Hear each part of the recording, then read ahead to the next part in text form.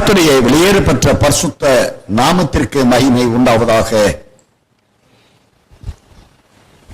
கடந்த சுமார் 4 மாத காலமாக அன்பின் ஆண்டவராகிய நம் அருள்நாதர்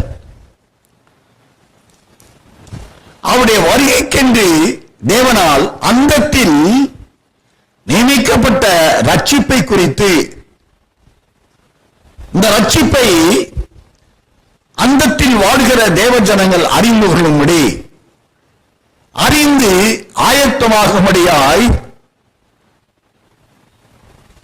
அந்த ரட்சிப்பு வெளியரங்கமாக ஏற்படுத்தப்பட்ட சுவிசேஷத்தையும் அந்த சுவிசேஷ வெளிப்படுவதற்குரிய ராஜ்யத்தை குறித்து கடந்த 4 மாத காலமாக அன்னின் பசுத்த ஆவியாய் தேவன் நம்மோடு இருந்து அவர் போதித்து ஆயத்தமாக அழைப்பை அனுப்பிக் கொண்டே இருக்கிறார் என்பதை நாம் அறிந்தவர்களாக இருக்கிறோம். ஆனபடியால் இந்த நாளிலும் மத்தேயு 24ஆம் அதிகாரம் 13-14 வசனங்களை நாம் வாசித்து தியானம் செய்து வரிக்கு ஆயத்தமாக அன்பின் ஆண்டவர் நமக்கு இரக்கம் செய்வாராக. வாசிக்கலாம். மத்தேயு 24ஆம் அதிகாரம் 13-14 வசனங்களை வாசிக்கலாம். முடிவு பரியந்தம் நிலைநிற்பவனே ரட்சிக்கப்படுவான். ராஜ்யத்தினுடைய இந்த சுவிசேஷம் உலகம் எங்குமுள்ள சகல ஜாதிகளுக்கும் சாட்சியாக பிரசங்கிக்கப்படும். அப்போது முடிவு வரும். அருமையான கர்த்தருடைய பிள்ளைகளே, முடிவு பரியந்தம் நிலை நிற்பவனே ரட்சிக்கப்படுவான். ராஜ்யத்துடைய இந்த சுவிசேஷம் உலகம் எங்கும் உள்ள சகல ஜாதிகளுக்கும் சாட்சியாக பிரசங்கிக்கப்படும். அப்போது முடிவு வரும். அந்த 2 வசனங்களிலும் முதல் 13 வசனத்திலே ரட்சிப்பு என்ற வார்த்தையை தேவன் அங்கே பயன்படுத்தி இருக்கிறார் என்பதை நாம் அறிந்தவாயிருக்கிறோம். அந்த ரட்சிப்பு வெளிப்படும் ரட்சிப்பான முடிவு காலத்தில் வெளிப்படும் ரட்சிப்பாய் இருக்கிறபடியினால் அந்த காலத்திற்கு நியமிக்கப்பட்டவர்களான பரிசுத்தவான்கள் அந்த முடிவான காலத்தில் நடப்பிக்க தேவனால் தீர்மானிக்கப்பட்ட பரிசுத்தவான்களான அந்த ரட்சிப்புக்கு உரியவர்கள் காலம் முடிவான காலமாயிருக்கிறது. அந்த முடிவான காலத்தில் உண்டாகிற நெருக்கங்கள், நிந்தைகள், அவமானங்கள், போராட்டங்கள் நாம் மத்தேயு 24ஆம் அதிகாரத்திலே 6ஆம் வசனம் முதல் 12ஆம் வசனம் முடிய உள்ள வசனங்களை நாம் வாசித்து நாட்கள் தியானம் செய்திருக்கிற உபத்திரவ காலம். அந்த உபத்திரவத்தின் பூர்ணத்துவத்தை எவர்கள் அறிந்து கொள்கிறார்களோ, வேதத்தில் வாசித்திருக்கிறோம். எபிரேயருக்கு எழுதிய நிருபம் 2ஆம் அதிகாரம் 10ஆம் வசனம் வாசிக்கலாம். ஏனென்றால் தமக்காகவும் தம்மாலேயும் சகலத்தை உண்டாக்கினவர் அநேக பிள்ளைகளை மகிமையில் கொண்டு வந்து சேர்க்கையில் அவருடைய ரட்சிப்பின் அதிபதியை உபத்திரவங்களினாலே பூர்ணப்படுத்துகிறது அவருக்கு ஏற்றதாய் இருந்தது. ஆக தமது மகிமைக்கென்று நியமிக்கப்பட்டவர்கள் வாழக்கூடிய காலம் முடிவான காலம். ஆகையினாலே அந்த முடிவான காலத்தில் வாழ்கிறவர்களுக்கு நான் வேதத்திலே வாசித்திருக்கிறோம். தேவனால் ஏற்படுத்தப்பட்ட நியமம் லூக்கா சுவிசேஷம் 24ஆம் அதிகாரம்,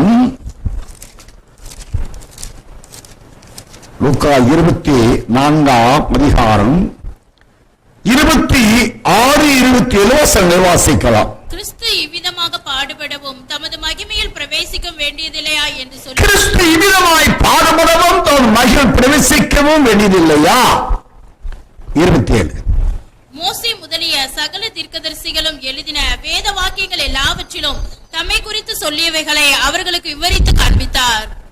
அருமையான கர்த்தருடைய பிள்ளைகள், மோசே முதலிய சகல தீர்க்கதரிசிகள் எழுதிய வேத வாக்கியம் எல்லாவற்றிலும் தம்மை குறித்து சொல்லியவைகளை அந்த 2 சீசர்களுக்கு விவரித்து காண்பித்தார். ஆக அந்த சீசர்களுக்கு தேவனால் விவரித்து காண்பிப்பதும் மோசே முதற்கொண்டு எல்லா தீர்க்கதரிசிகளால் பரிசுத்தவான்களால் எழுதப்பட்ட தீர்க்க தரிசனங்கள் அனைத்தும்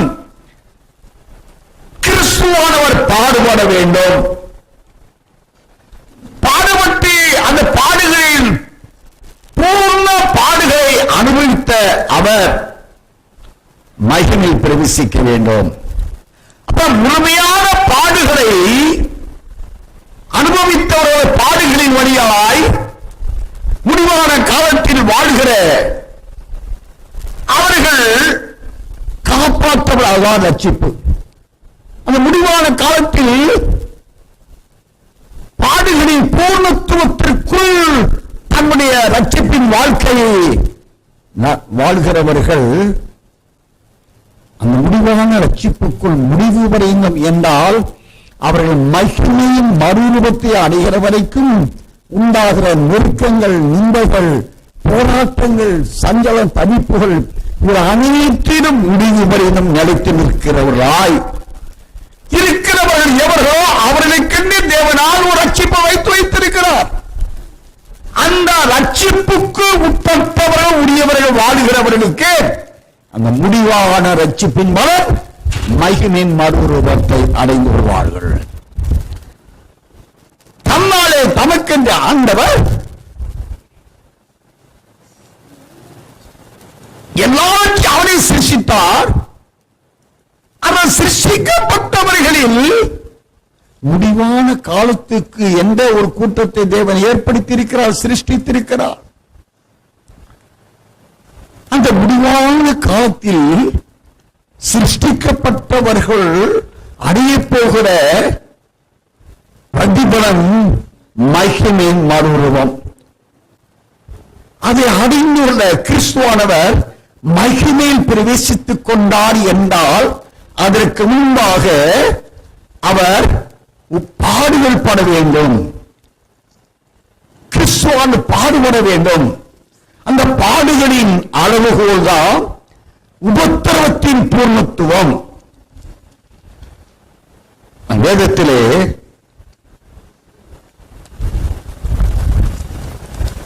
எபிரேயருக்கு எழுதிய நிருபம், ஹல்லேலூயா, இந்த வசனம் சொல்றேன். Maybe Jesus.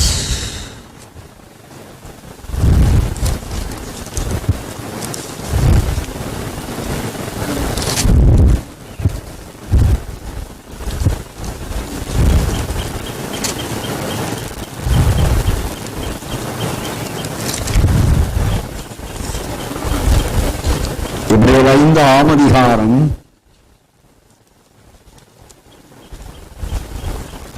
6 முதல் 10 முடிய வாசிக்கலாம். அப்படியே வேறொரு இடத்திலும் நீ மெல்கிசேதேக்கின் முறைமையின்படி என்றென்றைக்கும் ஆசாரியராய் இருக்கிறீர் என்று சொல்லியிருக்கிறார்.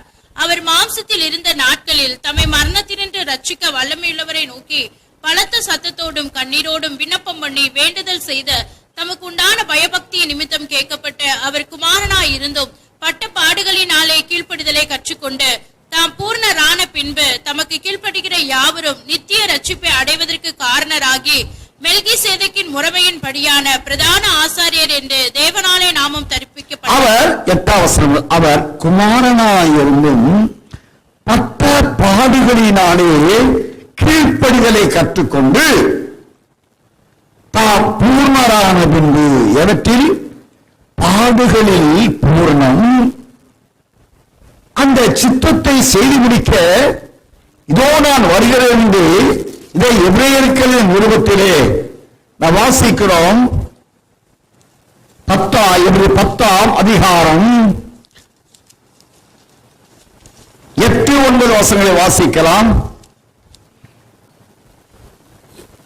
7 வாசிக்க. எபிரேயர் 10ஆம் அதிகாரம் 7 முதல் 10 முடிய. அப்பொழுது நான் தேவனே உம்முடைய சித்தத்தின்படி செய்ய இதோ வருகிறேன், புஸ்தக சுருளில் என்னை குறித்து எழுதியிருக்கிறது என்று சொன்னேன் என்றார். நியாய பிரமாணத்தின்படி செலுத்தப்பட்டு வருகிற பலிகளை குறித்து மேற்சொல்லியபடி பலியையும் காணிக்கையும் சர்வாங்க தகன பலிகளையும் பாவ நிவாரண பலிகளையும் நீர் விரும்பவில்லை. உமக்கு பிரியமானதல்ல என்று சொன்ன பின்பு தேவனே உம்முடைய சித்தத்தின்படி செய்ய இதோ வருகிறேன் என்று சொன்னார். இரண்டாவதை நிலைநிறுத்துவதற்கு முதலாவதை நீக்கி போடுகிறார்.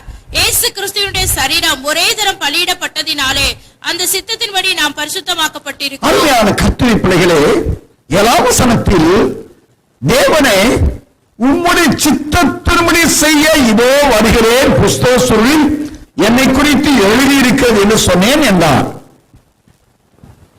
9ஆம் வசனம், தேவனே உம்முடைய சித்தத்தின்படியே உம்முடைய சித்தத்தின்படி செய்ய இதோ வருகிறேன் என்று சொன்னார். 10ஆம் வசனம், இயேசு கிறிஸ்துவின் சரீரம் ஒரே தரம் பலியிடப்பட்டதினாலே அந்த சித்தத்தின்படி நாம் பரிசுத்தமாக்கப்பட்டிருக்கிறோம். அதைத்தான் எபிரேயர் 2:10 அநேகம் பிள்ளைகளை மகிமையில் சேர்ப்பிக்கும்படி அவருடைய ரட்சிப்பின் அதிபதி உபத்திரவங்களின் பூர்ணத்துவத்தை அவர் ஏற்றுக்கொண்டார். அப்போ கிறிஸ்துவானவர் மகிமை அடைய வேண்டும் வந்தால் அவர் அருமையான வாழ்க்கையே வேதாகமமாக இருக்கிறது. ஆண்டவர் பூமியிலே வாழ்ந்த 33 ஆண்டு காலம் வேதாகமமாகவே, வேதாகமத்தின் பகுதியாகவே இருக்கிறது என்பதை நாம் அறிந்து கொள்ள வேண்டியவர்களாக இருக்கிறோம். ஒன்று, அவர் 30 ஆண்டு காலங்கள், பிறப்பிலிருந்து 30 ஆண்டு காலங்கள் நாசரேத்தூரில் அவர் வாழ்ந்தார். அது நியாயப்பிரமாண காலத்தை சார்ந்ததாக இருக்கிறது. பொதுவாகவே ஆண்டவர் வாழ்ந்த காலம் நியாயப்பிரமாண காலம்தான்.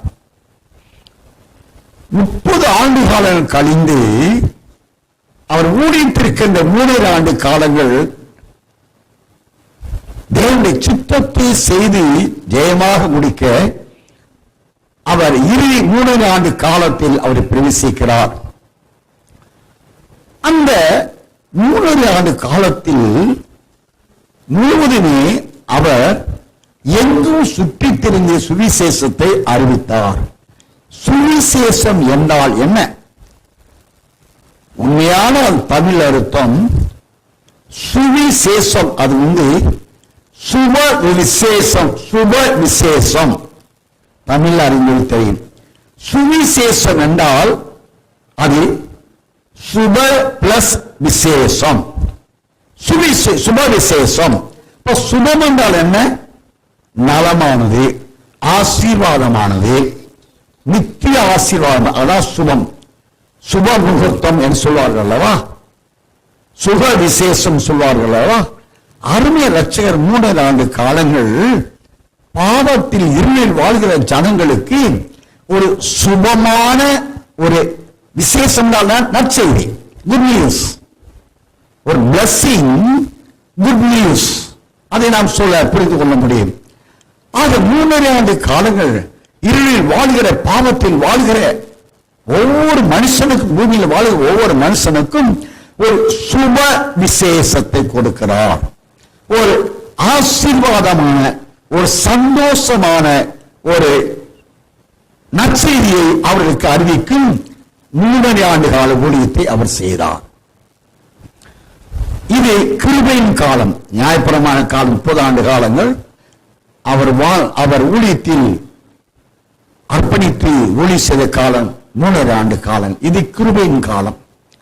இந்த கிருபையின் காலத்தில் அருமைய ரட்சகர் இறுதி வேளையிலே இதோ நான் பாவியின் கையில் ஒப்பு கொடுக்க வேண்டியதான வேலை வந்தது என்று சொல்லி எருசலேமில் இருந்து அவர் கெத்சேமனையை நோக்கி புறப்பட்டு அங்கே பிலாத்துவின் கையில் ஒப்படைக்கின்ற வரைக்கும் அது உபத்திரவ காலம்.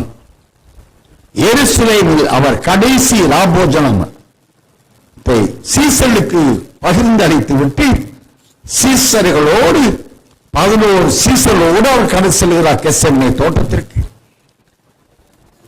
கடந்து சென்றவர் ஜெபிக்கிறார். எருசலேம் நிறைவேற்றப்பட வேண்டிய பாடுகளின் பூர்ணத்துவத்தை அவர் நிறைவேற்றி முடிப்பதில் அங்கு தயக்கம் உண்டாகிறது. ஆத்துமா மரணத்திற்கு எதிர்கரமான துக்கம் கொண்டாடுகிறது என்று சொல்லி அழைத்து சென்ற 11 பேரில் அவர்களை சற்று தூரத்தில் இருத்திவிட்டு 3 பேர் யாக்கோபு யோவான் 3 மாத்திரம் தன் அருகே இருந்து ஜெபிக்க அழைத்து சென்று அவர்களையும் கல்லறி தூரம் என்றால் ஒரு 30 மீட்டர் தூரத்திற்கு அப்பாலே அவர் ஜெபிக்க சொல்லிவிட்டு அருமையாக ஜெபித்தாரே. அது முதல் கொண்டு பின்பு அவர்கள் ரோம வீரர்களால் சிறைபிடிக்கப்பட காட்டு கொடுக்கப்பட்ட நிலை சிறைபிடிக்கப்பட பின்பு ஏரோதுவிடம் விசாரணைக்கு அனுப்ப இந்த நிலை ஏரோது வரைக்கும் உண்டான நிலை அருமைய இரட்சகருடைய முதல் உபத்திரவ காலம். அதன் பிறகு பின்முன்னிர ஆண்டு காலம் அந்த மகாபுத்திரர்கள் பிலாத்தின் கையிலே வாரினால் அடிக்கப்பட்டு அவர் சிலுவையை சுமந்து அவர் கொல்கதா மலையிலே அவர் ஜீவனை கொடுத்தார் அல்லவா, அதுவரைக்கும் இதோ என் ஆவி என் காலத்தில் ஒப்புவிக்கிறேன் சொல்லப்பட்ட அந்த காலம் வரைக்கும் அருமைய இரட்சகருடைய மகா உபத்திரவ காலம். இப்பொழுது கல்வாரி சிலுவையிலே உபத்திரவத்தின் பூர்ணத்துவத்தின் மேல் அவர் வெற்றி சரந்து மத்தேயு 20 சுவிசேஷம் இந்த வசனம் சொல்றாங்க. மத்தேயு சுவிசேஷம் 26ஆம் அதிகாரம் 51 வசனம் வாசிங்களே. நான் இப்பொழுது என் பிதாவை இருங்க இல்ல சொல்ற 27ஆம் அதிகாரம் 51 வசனம் வாசிங்க. அப்பொழுது தேவாலயத்தின் திரைச்சீலை மேல் தொடங்கி கீழ் வரைக்கும் 2ஆக கிழிந்தது, பூமியும் அதிர்ந்தது, கன்மலைகளும் பிளந்தது.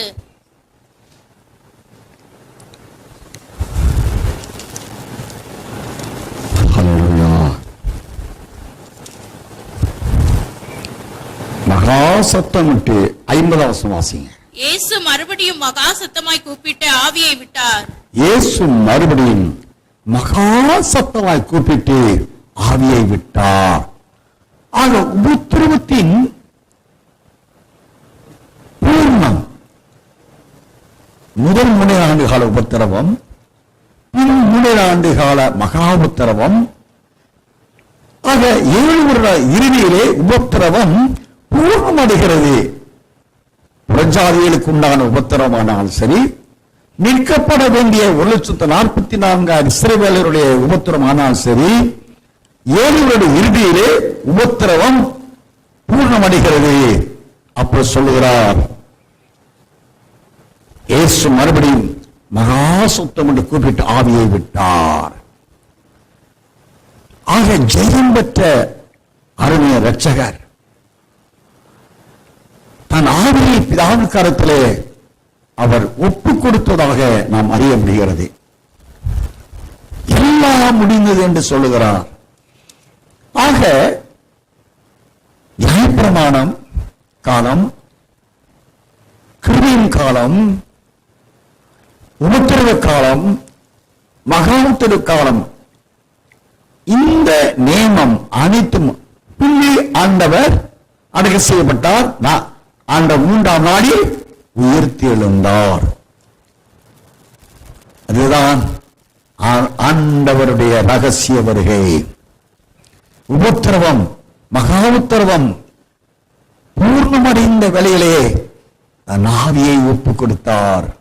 எல்லாம் முடிந்தது, ஜெயம் எடுத்தேன் என்று சொல்லி பிதா தந்த ஆவியை பிதாவிடத்தேன் பிதாவுடைய நிழலிட்டு பரிசுத்த ஆவியானவர் மரியாதை ஆட்கொண்டார்.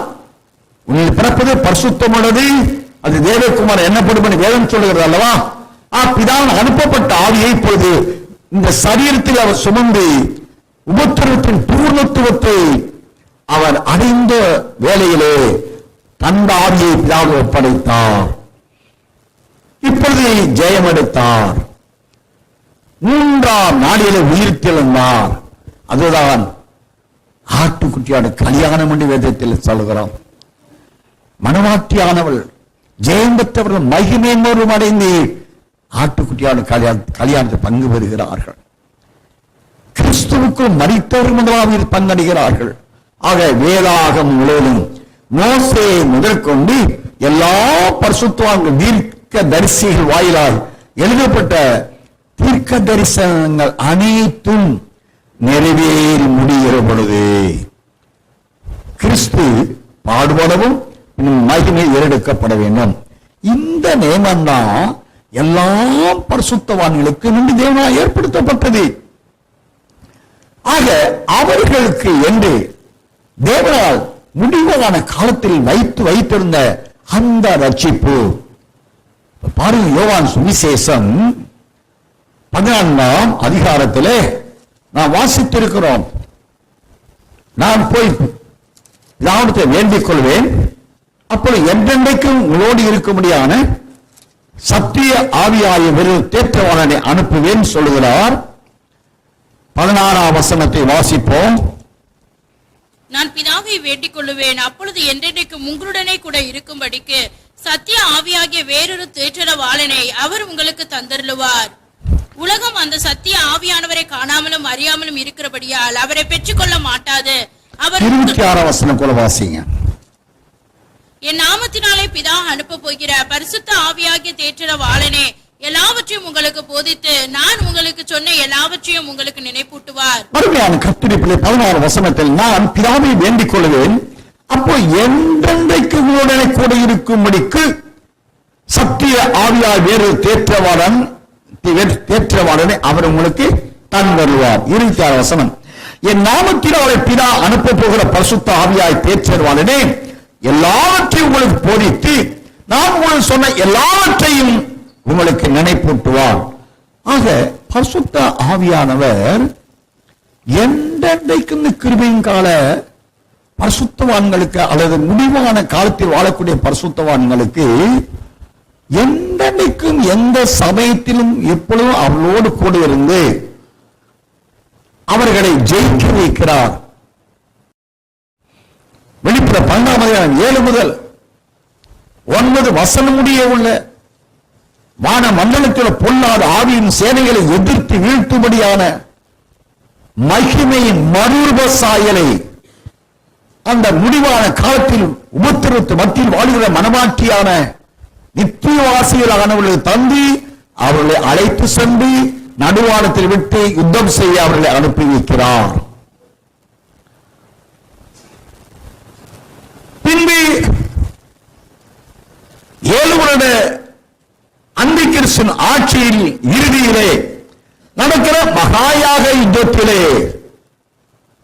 வெளிப்படுத்தல் 21ஆம் அதிகாரத்திலே நாம் வாசித்திருக்கிறோம். 19ஆம் அதிகாரத்திலே வாசித்திருக்கிறோம். வெளிப்படுத்த 21, 19, 20, 20 வசனங்களை வாசிக்கிற பொழுது அங்கே ஆட்டுக்குட்டியானவர் முன் செல்ல அவர் பின் செல்லுகிற வெண்வஸ்திரம் அறிந்த ரத்தத்தில் தன் வஸ்திரத்தை தோய்த்து அணிந்து கொண்ட மனவாட்டியானவர் வெள்ளைக்குழில் ஏறி ஆட்டுக்குட்டியான வெள்ளைக்குழில் ஏறி இருக்கிறவருக்கு பின் சென்று மகாயாக யுத்தத்திலே மிருகம் கலந்திருக்க தரிசி அவர்களை சார்ந்த வானத்தின் கீழ் எங்குமுள்ள சகல ராஜாக்கள் அவருடைய ஆளுகைக்குட்பட்ட சேனைகள் அவருடைய ஜனங்கள் யாவரோடு யுத்தம் செய்து அவர்களை மிருகம் கலந்திருக்க தரிசியை அக்கினி கடலிலே தள்ளவும் பாதாளத்தில் உள்ள சாத்தானை பாதாளத்தில் சென்று அவனை தள்ளி அது கதவை அடைத்து அதை முற்றிய போடவும் பின்பு ஆண்டவரோடு ஆட்டுக்குட்டியானுடைய கல்யாணத்திலே அவரோடு ஒன்றரை கலந்து கொள்ளுகிறது முதற்கொண்டு சிங்காசனத்தில் அமருகிற வரைக்கும் அருமையான நம்முடைய இரட்சகர் இந்த முடிவான காலத்தின் உபத்திரவத்தின் மூலமாய் அடைந்த ரட்சிப்புக்குரியவர்கள் அணிந்து கொண்ட மகிமையின் மறுரூப சாயல் இருக்கிறது. இவர்கள் அனைத்திற்கும் இவர்களை தகுதிப்படுத்துகிறவர் பரிசுத்த ஆவியானவர். என்றென்றைக்கும் இவர்களோடு முடிவான காலத்தில் உள்ள இவர்களோடு கூட இருந்து அந்தத்தில் நடப்பிக்க தீர்மானிக்கப்பட்ட யாவற்றையும் இவர்களை கொண்டு செய்து முடிக்க தீர்மானிக்கப்பட்டவர். இந்த முடிவான காலத்திற்குரிய சகல காரியங்களையும் செய்து நிறைவேற்ற தேவனாய் கர்த்தர் ஒரு சபையை, ஒரு பரிசுத்தவானை தேவன் ஏற்படுத்தி, நீங்க பழைய ஏற்பாட்டு காலத்திலே நியாயப்பிரமாண காலத்தில் நீங்கள் ஆதியாகமம் 6ஆம் அதிகாரத்தை நாம் பார்க்கும்போது மனசாட்சியின் காலத்திலே நோவாவை கொண்டு லோத்துவை கொண்டு தேவனாய் கர்த்தர் நியாயத்தீர்ப்பை நடைமுறைப்படுத்தினார். லோத்துவை கொண்டு சோதம் குமாரா பட்டணத்தில் உள்ள நியாயத்தீர்ப்பு, நோவாவை கொண்டு பேலை கட்டப்பட்ட பின்பு ஜல பிரபலத்தினாலே பாவியர் அழித்த நியாயத்தீர்ப்பு. அதன்படி அருமையான ரட்சகர் மோசே என்னும் தீர்க்கதரிசி எழுப்பி எகிப்தில் உள்ள ஜனங்களை விடுதலையாக்கி அவர் வழிநடத்தி செல்லும் பாதையில் சீனாய் மலையிலே நியாயப்பிரமாணத்தை கொடுத்து வழி நடத்துகிறார். பின்பு யோசுவா என்ற ஒரு மகானை கொண்டு யோசுவா காலேப் இவர்களை தலைமையிலே ஒரு சிறு கூட்டம் எருசலேம் கானானை பிரவேசிக்க செய்கிறார். அதன் பிறகு பல தீர்க்கதரிசிகளை கொண்டு, அந்தந்த காலத்தில் ஏற்படுத்தப்பட்ட தீர்க்கதரிசிகளை கொண்டு தீர்க்கமாய் உரைத்தவரை நிறைவேற்றி முடிக்கும்படியாக எலியா யோவான் சாணகனை அனுப்புகிறார். அந்த யோவான் சாணகனை அனுப்பின நோக்கம் வேதத்திலே நாம் வாசிக்கிறோம். யோவான் சுவிசேஷம், லூக்கா சுவிசேஷம் 1ஆம் அதிகாரம்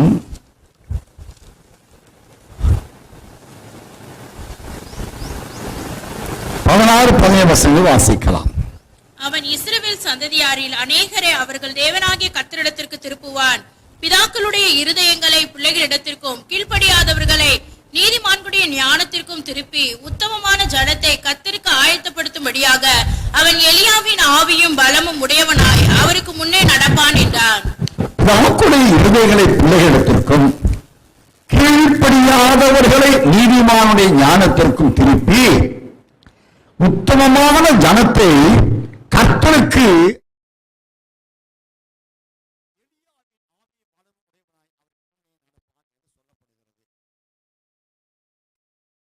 அருமையான கர்த்தருடைய பிள்ளைகளே, லூக்கா 3ஆம் அதிகாரம் 8ஆம் வசனத்தை கூட வாசிக்கலாம்.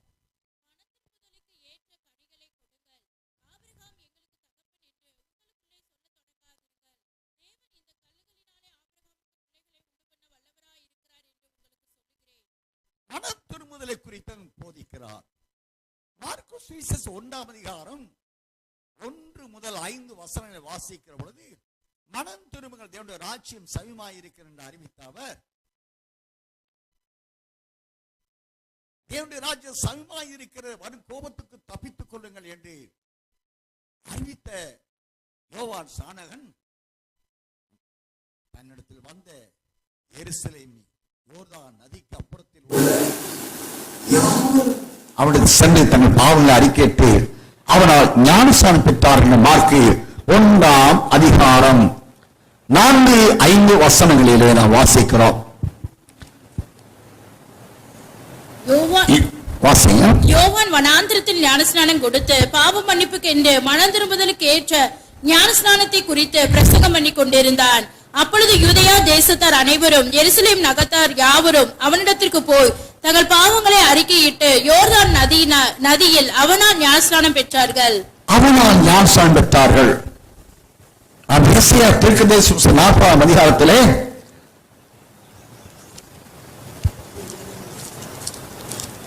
அவருக்கு வழியை ஆயத்தப்படுத்துங்கள். எசேயா 40ஆம் அதிகாரம் 1-2 வசனம் வாசிங்களேன். என் ஜனத்தை ஆற்றுங்கள், தேற்றுங்கள். எருசலேமுடன் பச்சமாய் பேசி அதன் போர் முடிந்தது என்றும் அதன் அக்கிரமம் நிவிர்த்தியாயிற்று என்றும் அது தன் சகல பாவங்களின் நிமித்தமும் கர்த்தரின் கையில் இரட்டிப்பாய் அடைந்து தீர்ந்தது என்றும் அதற்கு கூறுங்கள் என்று உங்கள் தேவன் சொல்லுகிறார். கர்த்தருக்கு வழியை ஆயத்தப்படுத்துங்கள், அவாந்திர வெளியிலே நம்முடைய தேவனுக்கு பாதையை செவ்வை பண்ணுங்கள் என்றும், பள்ளமெல்லாம் உயர்த்தப்பட்டு சகல மலையும் குன்றும் தாழ்த்தப்பட்டு கோணலானது செவ்வையாகி கரடு முரடானவை சமமாக்கப்படும் என்றும், கர்த்தரின் மகிமை வெளியரங்கமாகும், மாம்சமான யாவும் அதை ஏகமாய் காணும், கர்த்தரின் வாக்கு அதை உரைத்தது என்றும் வனாந்திரத்திலே கூப்பிடுகிற சத்தம் உண்டாயிற்று. வனாந்திரத்தில் கூப்பிடுகிறவனாய்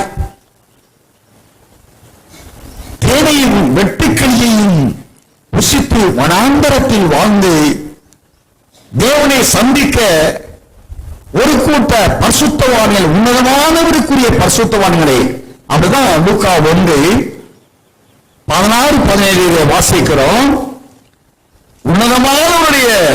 உன்னதமான ஜனத்தை கர்த்தருக்கு ஆயத்தப்படுத்தும்படியாய் அவன் எலியாவின் ஆவி மதமுடையவனாய் அவருக்கு முன்னே நடப்பான்.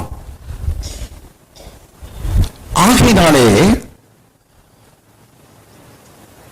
இந்த எலியா யோவான் சானானாக கிறிஸ்து வெளிப்படுவதற்கு முன்பாக இவன் பிறந்து அவருக்குரிய வழியை, மனம் திரும்பலுக்குரிய வழியை போதித்தான் என்று நாம் அறிய முடிகிறது.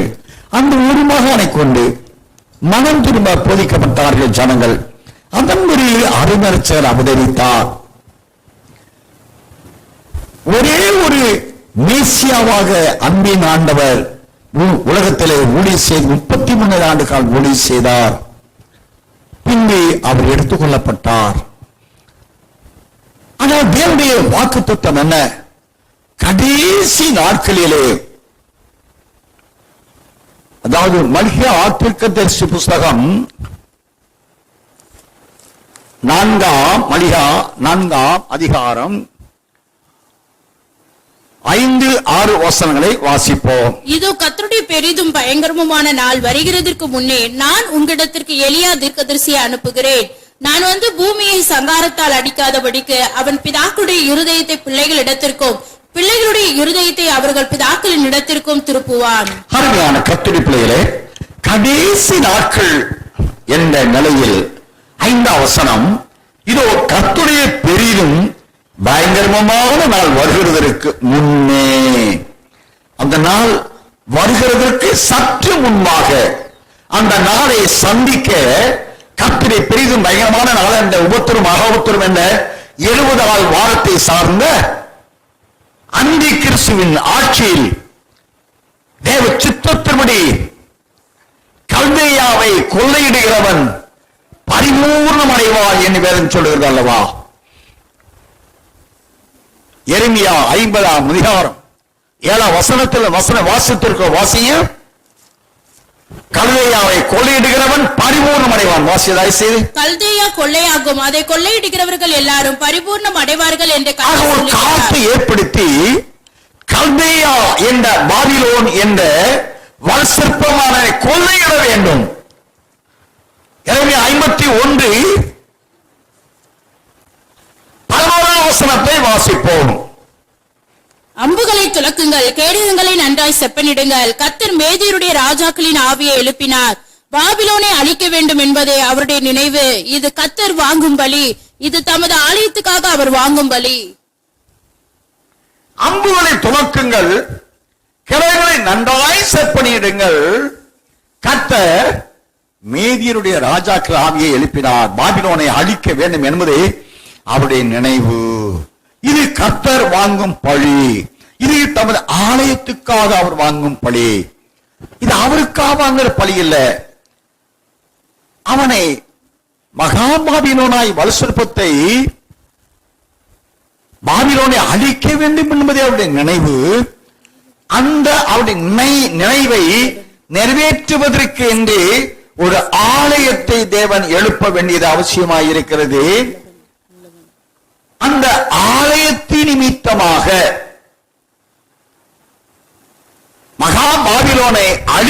வேண்டும் என்பது அவருடைய சித்தமாயிருக்கிறது. என்றால் எசேக்கியேல் 28ஆம் அதிகாரம் 18ஆம் வசனத்தில் வாசித்திருக்கிறோம். உன்னை பட்சிப்பதான ஒரு அக்கினியை உன் நடுவே எழும்ப பண்ணி உன்னை சாம்பலாக்கும் சொன்னாரே, அந்த தேவ திட்டம் நிறைவேறும்படி.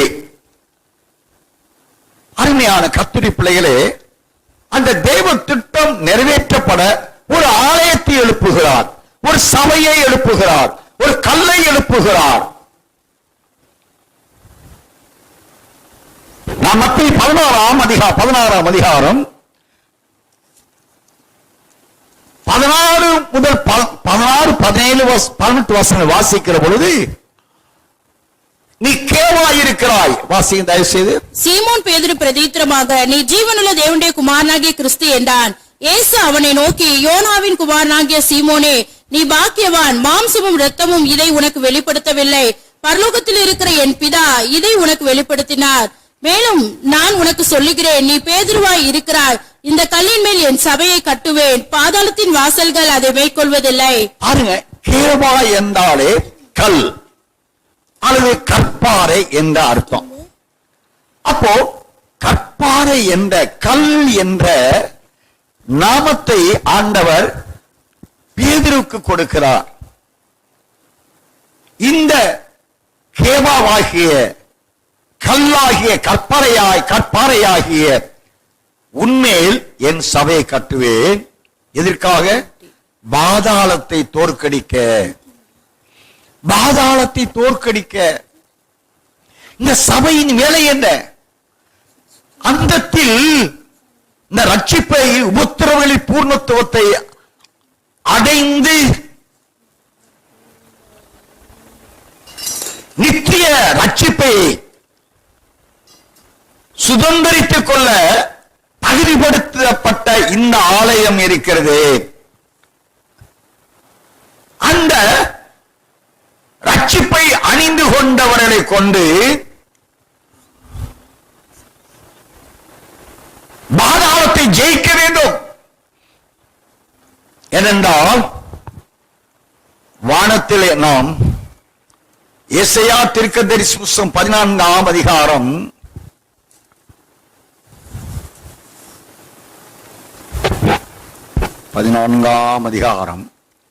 11ஆம் வசனத்திலிருந்து நான் வாசித்தோம் என்றால், எசையா 14ஆம் அதிகாரம் 11ஆம் வசனம் வாசிக்கலாம். உன் ஆடம்பரமும் உன் வாத்தியங்களின் முழக்கமும் பாதாளத்தில் தள்ளுண்டு போயிற்று. புழுக்களே உன் படுக்கை, பூச்சிகளே உன் போர்வை. அதிகாலையின் மகனாகிய விடிவெள்ளியே, நீ வானத்திலிருந்து விழுந்தாயே. ஜாதிகளை ஈனப்படுத்தினவனே, நீ தரையிலே விழ வெட்டப்பட்டாயே.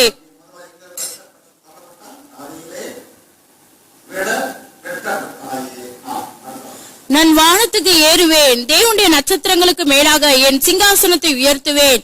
வடபுறங்களில் உள்ள ஆராதனை கூட்டத்தின் பர்வதத்திலே வீட்டிருப்பேன் என்றும், நான் மேகங்களுக்கு மேலாக உன்னதங்களில் ஏறுவேன், உன்னதமானவருக்கு ஒப்பாவேன் என்றும் நீ உன் இருதயத்தில் சொன்னாயே. ஆனாலும்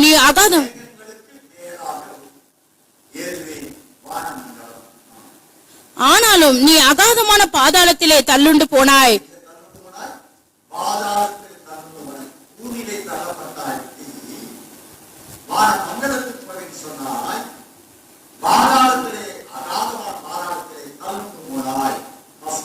உன்னை காண்கிறவர்கள் உன்னை உற்று பார்த்து உன்னை குறித்து சிந்தித்து, இவன் தானா பூமியை தத்தளிக்கவும் ராஜ்யங்களை அதிரவும் செய்து உலகத்தை வனாந்திரமாக்கி அதன் நகரங்களை அழித்து சிறைப்பட்டவர்களை தங்கள் வீடுகளுக்கு போக விடாமல் இருந்தவன் என்பார்கள்.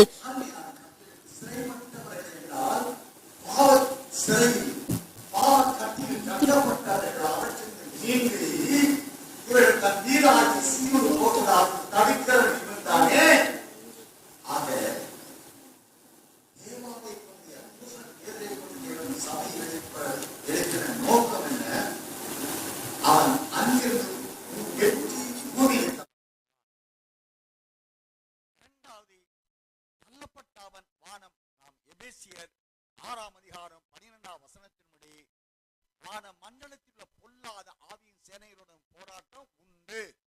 அப்பாவே வானத்தை அவன் சுதந்திரித்துக் கொண்டான்.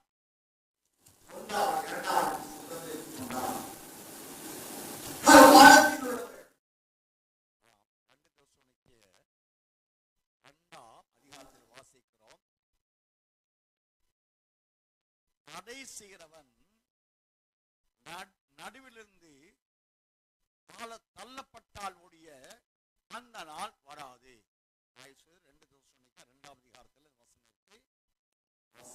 7வது வசனம். அக்கிரமத்தின் ரகசியம் இப்பொழுதே கிரியை செய்கிறது, ஆனாலும் தடை செய்கிறவன் நடுவிலிருந்து நீக்கப்படும் முன்னே அது வெளிப்படாது. அக்கிரமத்தின் ரகசியம் இப்பொழுதே கிரியை செய்கிறது, ஆனாலும் தடை செய்கிறவன் நடுவிலிருந்து நீக்கப்படும் முன்னே அது வெளிப்படாது. நீக்கப்படும் போது அந்த அக்கிரமக்காரன் வெளிப்படுவான். அவனை கர்த்தர் தமது வாய் சுவாசத்தினால் அழித்து அவனை வருகையின் பிரசன்னத்தினால் நாசம் பண்ணுவார்.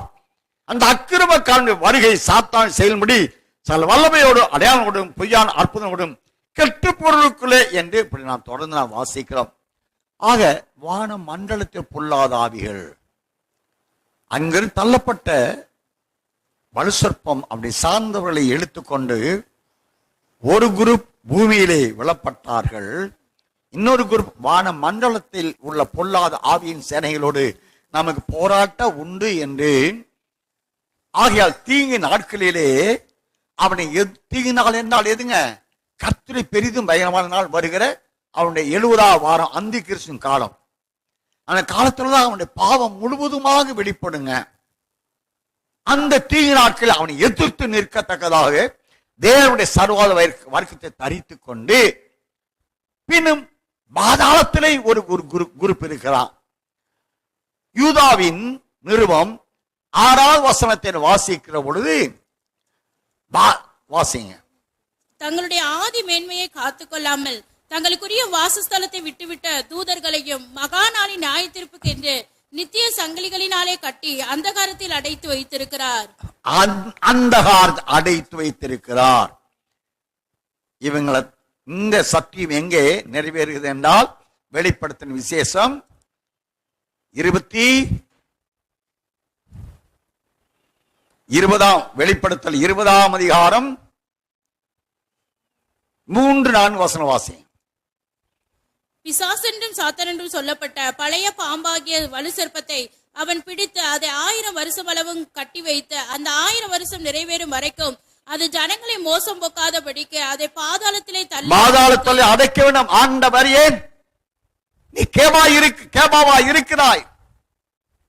உண்மையாக சபையை கட்டுவேன், பாதாளத்தை மேற்கொள்ளும், பாதாளம் ஜெயிக்கணும் என்றா நீ இருக்கிற அந்தத்தை சார்ந்த தேவ திட்டத்தின்படியான தீர்க்க தரிசனம்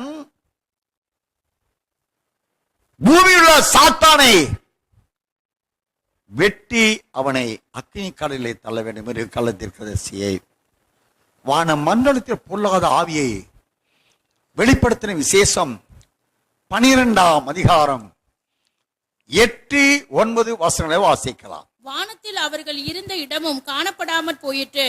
உலகம் அனைத்தையும் மோசமோக்குகிற பிசாசு என்றும் சாத்தான் என்றும் சொல்லப்பட்ட பழைய பாம்பாகிய பெரிய வலுசற்பம் தள்ளப்பட்டது. அது பூமியிலே விழ தள்ளப்பட்டது. ஆக பூமியிலே தள்ளப்பட்டது. வான மண்டலத்தில் உள்ள ஆவியை பூமியில தள்ளணும். அதுக்காக நடந்த அந்த யுத்தம் தான் முதல் 3 ஆண்டு கால இறுதியிலே. அடுத்தாற் போல பாதாளம். ஆக வானமண்டலத்தில் பொல்லாத ஆவி, பூமியுள்ள பாதாளத்தில் உள்ள பூமியுள்ள ஆவி, பாதாளத்தில் அடைக்கப்பட்ட ஆவி, இவை அனைத்தையும் ஜெயிக்கணும். இவை அனைத்தும் சபையை மேற்கொள்ள மாட்டாது, மேற்கொள்ள முடியாது. ஆயினாலே மகாபாபிலோனை அழிக்க வேண்டும் என்ற அவருடைய நினைவு எது நிமித்தமாய் அந்த திட்டத்தை ஏற்படுத்திக் கொண்டார் தேவன்? தமது ஆலயத்தின் நிமித்தமாய். அதனால் இந்த ஆலயத்தை கொண்டு சாத்தானை அழிக்க வேண்டும். இந்த அழிவை, அவனை சாம்பலாக்க வேண்டிய அழிவை அடைவதற்கு யாவருக்கும் அழைப்பு அல்ல, தன் குமாரனுடைய சாயலாய் இருப்பதற்கு தேவன் எவனை முன் அறிந்தாரோ அழைத்து, அழைக்கப்பட்ட அவர்கள் நீதிமான்களாக்கி, அந்த நீதிமான்களையே மகிமைப்படுத்தி அவர்களை தன் குமார சாயலுக்கு என்றால் அவர் வெளிப்படும் போது அவர் இருக்கிற வண்ணமாக நாம் அதை தரிசிக்க அந்த தேவனுடைய மகிமையின் மறுரூப சாயலை அடைந்து கொள்வதற்கு தேவன் முடிவான காலத்தில் ஒரு கூட்டத்தை ஏற்படுத்தி இருக்கிறாரே, எழுப்ப ஆதி முதல் கொண்டு அந்த வரைக்கும் தீர்மானித்தாரே வேதாகமத்திலே. அந்த கூட்டத்திற்கு நீங்க எசேயா 46 அதிகாரம் 8 முதல் வாசிங்களேன். இதை நினைத்து 13 முடிய வாசி. இதை நினைத்து புருஷராய் இருங்கள், பாதகரே இதை மனதில் வையுங்கள். முந்தி பூர்வ காலத்தில் நடந்தவைகளை நினையுங்கள். நானே தேவன், வேறொருவரும் இல்லை. நானே தேவன், எனக்கு சமானம் இல்லை. அந்தத்தில் உள்ளவைகளை ஆதி முதற்கொண்டும் இன்னும் செய்யப்படாதவைகளை பூர்வ காலம் முதற்கொண்டும் அறிவிக்கிறேன். என் ஆலோசனை நிலை நிற்கும், எனக்கு சித்தமானவைகளை எல்லாம் செய்வேன் என்று சொல்லி உராய்ஞ்சுகிற ஒரு பச்சையை கிழக்கில் இருந்தோம். என் ஆலோசனையை நிறைவேற்றும் மனுஷனை தூர தேசத்திலிருந்தும் வரவழைக்கிறவராய் இருக்கிறேன். அதை சொன்னேன், அதை நிறைவேற்றுவேன். அதை திட்டம் பண்ணினேன், அதை செய்து முடிப்பேன்.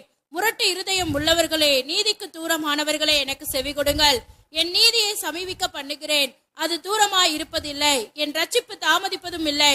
நான் சீயோனில் ரட்சிப்பையும் இஸ்ரவேலுக்கு என் மகிமையும் கட்டளையிடுவேன். அருமையான கர்த்தருடைய பிள்ளைகள், முடிவான காலத்தில் எழுப்பப்படுகிற அந்த சபை, அந்த கேபா என்ற கண்மலை, நான் இதுதான் தானியேல் 2:44 மற்ற எல்லா ராஜ்யங்களையும் நொறுக்கி அந்த கல் தானோ என்றைக்கு நிலைத்திருக்கிற ராஜ்யமாய் ஏற்பட்டது.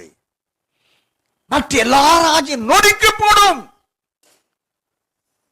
இந்த முடிவான காலத்தில் அந்த கண்மலையாகிய இயேசுவின் மேல் கட்டப்படுகிற சபை, அன்றைக்கு பேதுரு மேல் கட்டப்பட்ட அந்த சபை தேவ திட்டம் அறிவித்து எழுப்பப்பட்ட ஆதி திருச்சபை கிபி 3ஆம் நூற்றாண்டு காலத்திலே மங்கி மறைந்து போனது. அது அதன் பிறகு கிபி 15ஆம் நூற்றாண்டு அல்லது கிபி 1513ஆம் ஆண்டில் மறுபடியுமாக மாற்றி லூதர் என்பதை கொண்டு புரொட்டஸ்ட் பண்ணி அல்லது சீர்திருத்தம் பண்ணி சபை அப்பொழுதுதான் ஆரம்பிக்கப்பட்டது. அதன் தொடர்ச்சி வளர்ச்சி முடிவான காலத்தில் தேவ திட்டத்தை நிறைவேற்றி முடிப்பதற்கு ஏதுகரமான திட்டம் சபையை சார்ந்ததாக இருக்கிறது. இப்ப நான் வாசிக்கிறோம், அந்த முடிவான காலத்தில் செய்து முடிக்க திட்டமிட்ட தேவ சித்தத்தின் தன்மை அதுக்குள் எதெல்லாம் அடங்கி இருக்கும்னா, அந்த பாருங்க 9ஆம் வசனம், முந்தியன முதலாவது பூர்வ காலத்தில் நடந்தவில் நினையுங்கள். பூர்வ காலத்தில் என்ன நடந்தது? தேவன் ஆதாம் ஏவாளை தேவ சாயல் உண்டாக்கினார், அவன் ஜீவாத்மாவானான். இதுதான் முதல்ல ஏதேன் தோட்டத்தில் உண்டானது. அதை நினையுங்க. நானே தேவன், வேறொரும் இல்லை. நானே தேவன், எனக்கு சமானம் இல்லை.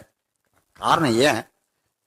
தான் தேவன், தன்னை தவிர வேறு தேவன் இல்லைன்னு சொல்றாருன்னா, ஏதேன் தோட்டத்தில் மண்ணான அவனை நான் மனிதனாக்கினேன், மண்ணான அவனை என் ஆவியினால் ஜீவ ஆத்மாவாக்கினேன், மண்ணான அவனை என்னுடைய சாயல் ரூபம் மகிமைக்குள்ளானவனாக ஆக்கினேன்.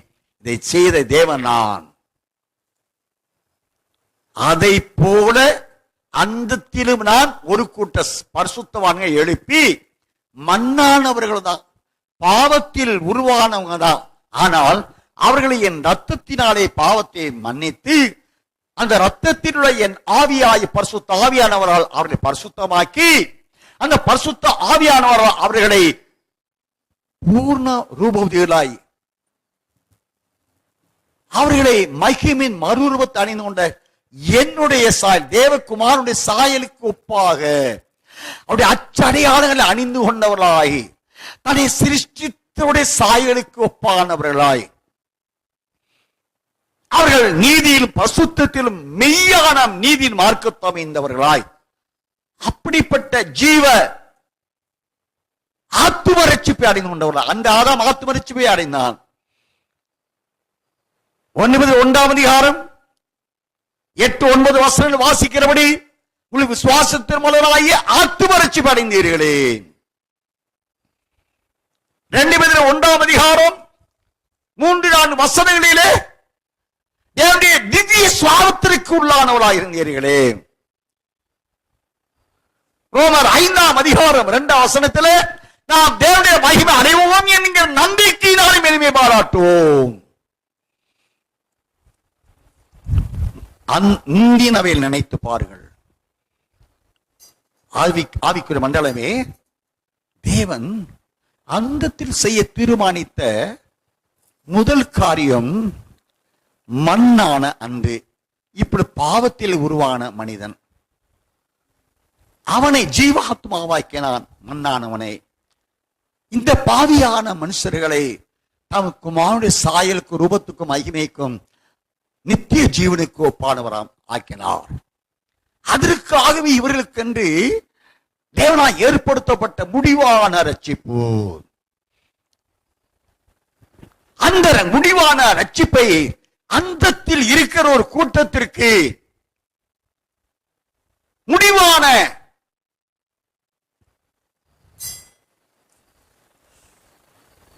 தேவனுடைய பயங்கரமா பயப்படத்தக்கதான அந்த 70 வாரத்தை சார்ந்த நாட்களில் பொல்லாதவனை வீழ்த்தி அவனை அழித்து அவனை அழித்தது நிமித்தமாய், அவனை ஜெயித்தது நிமித்தமாய் இவர்கள் பூர்ணர்களானார்களே.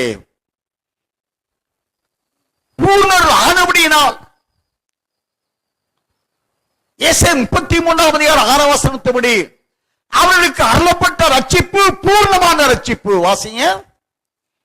பூரண ஞானமும் அறிவும் உன் காலங்களுடைய உறுதியாயிருக்கும். கர்த்தருக்கு பயப்படுதலே அதன் பொக்கிஷம்.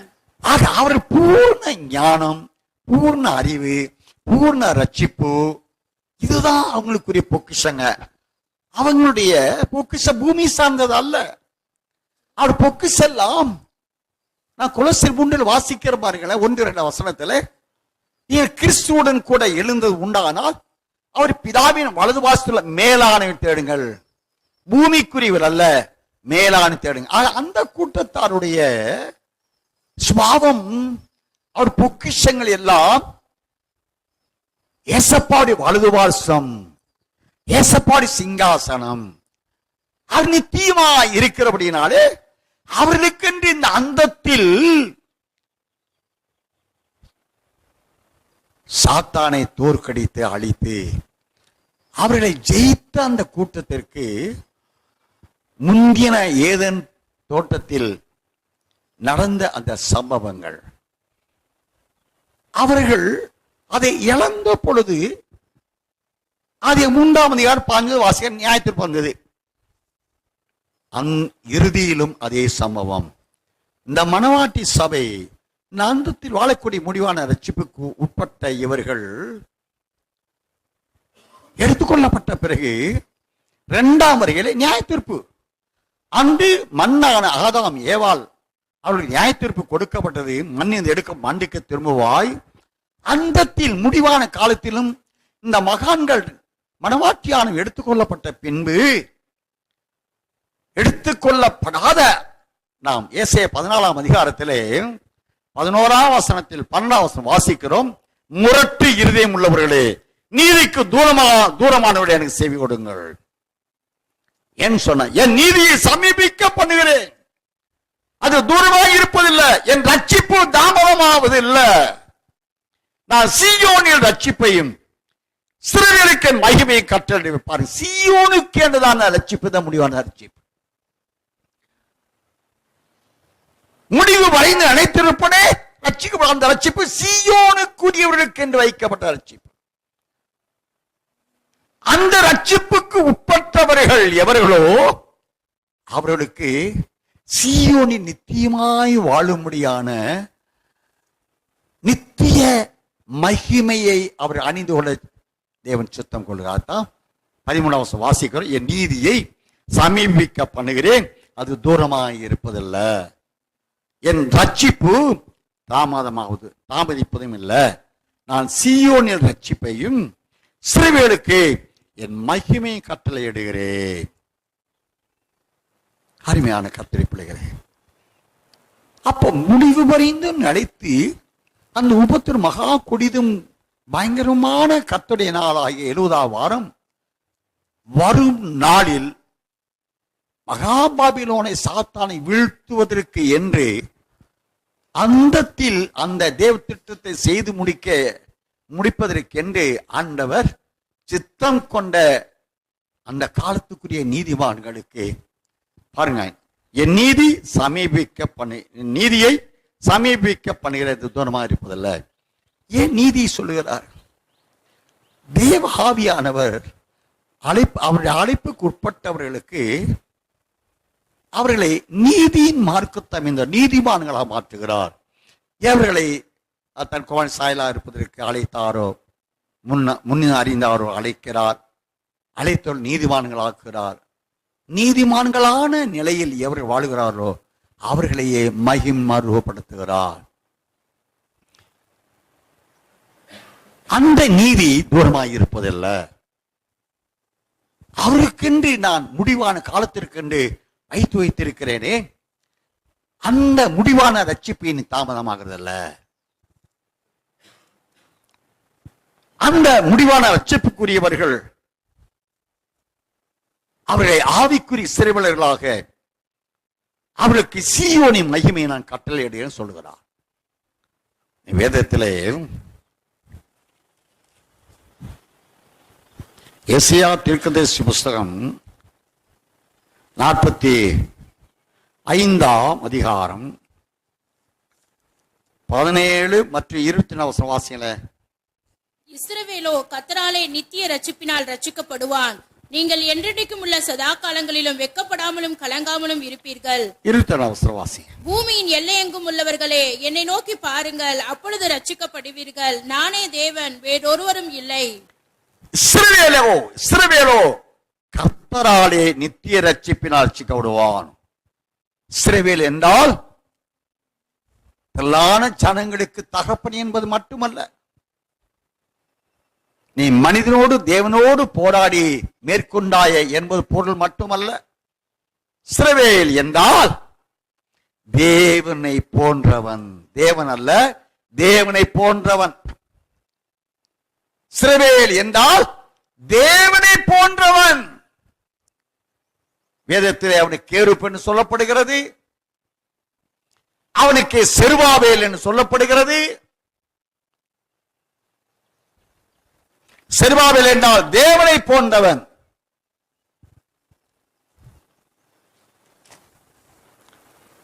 சகரியா தீர்க்கதரிசி புஸ்தகம் ஹல்லேலூயா. சகரியா 4ஆம் அதிகாரம் 8 முதல் வாசி. பின்னும் கர்த்தருடைய வார்த்தை எனக்கு உண்டாகி, அவர் செருபாபேலின் கைகள் இந்த ஆலயத்துக்கு அஸ்திவாரம் போட்டது, அவன் கைகளை இதை முடித்து தீர்க்கும். அதனால் சேனைகளின் கர்த்தர் என்னை உங்களிடத்திற்கு அனுப்பினார் என்று அறிவார். அற்பமான ஆரம்பத்தின் நாளை யார் அசட்டை பண்ணலாம்? பூமி எங்கும் சுற்றி பார்க்கிறவைகள் ஆகிய கர்த்தருடைய 7 கண்களும் செருபாபேலின் கையில் இருக்கிற தூக்கு நூலை சந்தோஷமாய் பார்க்கிறது என்றார். பின்பு நான் அவரை நோக்கி, குத்துவிளக்குகள் வலதுபுறமாகவும் அதற்கு இடதுபுறமாகவும் இருக்கிற இந்த 2 ஒலிவ மரங்கள் என்னவென்று கேட்டேன். மறுபடியும் நான் அவரை நோக்கி, 2 பொற்குழாய்களின் வழியாய் தொங்கி பொன்னிறமான எண்ணெயை தங்களிலிருந்து இறங்க பண்ணுகிறவைகள் ஆகிய ஒலிவ மரங்களின் 2 கிளைகள் என்னவென்று கேட்டேன். அதற்கு அவர், இவைகள் இன்னதென்று உனக்கு தெரியாதா என்றார். ஆண்டவனே, எனக்கு தெரியாது என்றேன். அப்பொழுது அவர், இவைகள் 2ம் சர்வலோகத்துக்கும் ஆண்டவராய் இருக்கிறவரின் சமூகத்தில் நிற்கிற அபிஷேகம் பெற்றவர்கள் என்றார். அருமையான கர்த்தருடைய பிள்ளைகளே, செருபாபேலின் கைகள் இந்த ஆலயத்துக்கு அஸ்திவாரம் போட்டது. எந்த ஆலயம்? ஆலயத்தின் நிமித்தமாய் சாத்தானை அழிக்க வேண்டும் என்ற நினைவு சித்தம் கொண்டாரே பிதா. அதற்கென்று அந்த கேவா என்ற கண்மலையாகிய பேதுருவின் மேல் இருந்து கட்டினார். அந்த ஆலயத்தை சாத்தான் கெடுத்து போட்டார். அந்தத்தில் இருக்கக்கூடிய கர்த்தருடைய பெரிதும் பயங்கரமான நாளில் பாபிலோனை வீழ்த்த வேண்டும். அவனுக்கு நேர் எதிரும் புதிருமான நிலையில் அவனை எதிர்க்க வேண்டும். நாம் வெளிப்பட 12ஆம் அதிகாரம் 4ஆம் வசனத்தை வாசிக்கிறோம். ஸ்திரீயும் வலுசற்பம் தன் வாயை திறந்து ஸ்திரீக்கு முன்பாக நின்றான். ஸ்திரீ பெற்றெடுக்க ஆண் குழந்தை என்ற ஜெயத்தை விழுங்க முன்பாக எதிர்முதிரமாக நிற்கிறான். வெளிப்படுத்தின விசேஷம் 18ஆம் அதிகாரம் 4வது வசனத்தை 4 முதல் 6 படி வாசிக்கலாம். பின்பு வேறொரு சத்தம் வானத்திலிருந்து உண்டாக கேட்டேன். அது, என் ஜனங்களே, நீங்கள் அவருடைய பாவங்களுக்கு உடன்படாமலும் அவளுக்கு நேரிடும் வாதைகளில் அகப்படாமலும் இருக்கும்படிக்கு அவளை விட்டு வெளியே வாருங்கள். அவளுடைய பாவம் வான பரியந்தம் எட்டினது. அவளுடைய அநியாயங்களை தேவன் நினைவு கூர்ந்தார். அவள் உங்களுக்கு பலனளித்தது போல நீங்களும் அவளுக்கு பலனளியுங்கள். அவளுடைய கிரியைகளுக்கு தக்கதாக அவளுக்கு இரட்டிப்பாக கொடுத்து தீருங்கள். அவள் உங்களுக்கு கலந்து கொடுத்த பாத்திரத்திலே இரட்டிப்பாக கலந்து கொடுங்கள். அருமையான கர்த்தருடைய பிள்ளை, இந்த அந்தத்தில் நடக்கும் முடிவான காலத்தில் 70ஆம் வாரத்தின் இறுதியிலே நடப்பிக்க தேவனுடைய சித்தம் இப்படி இருக்கிறபடினால், அவன் உங்களுக்கு மகாபாபிலோன் வலுசற்பம் உங்களுக்கு அளித்த பலனை திருப்பி அவனுக்கு இரட்டிப்பா கொடுங்க. அவன் உங்களுக்கு என்ன செய்தானோ அதை அவன் திரும்ப இரட்டிப்பா அவனுக்கு கொடுங்க. இந்த வேலை யார் செய்யறது? இந்த வேலை யார் செய்யறது? செருபாபேலின் கையில் இருக்கிற தூக்கு நூல் என்றால் நீதி நியாயத்துக்குரியது. அருமையான கர்த்தருடைய பிள்ளைகளே, செருபாபேலின் வலது கரத்திலே தூக்கு நூல், நீதியுள்ள நியாயத்தீர்ப்பை சார்ந்த சத்தியம். நான் இந்த செருபாபேலை குறித்து நாம் வாசிப்போம் என்றால், இந்த சகரியா 4ஆம் அதிகாரம் சமயம் ஆயிடுச்சு. கடைசி நாட்களில் இந்த சகரியா ஒரு தரிசனம் பார்க்கிறார்.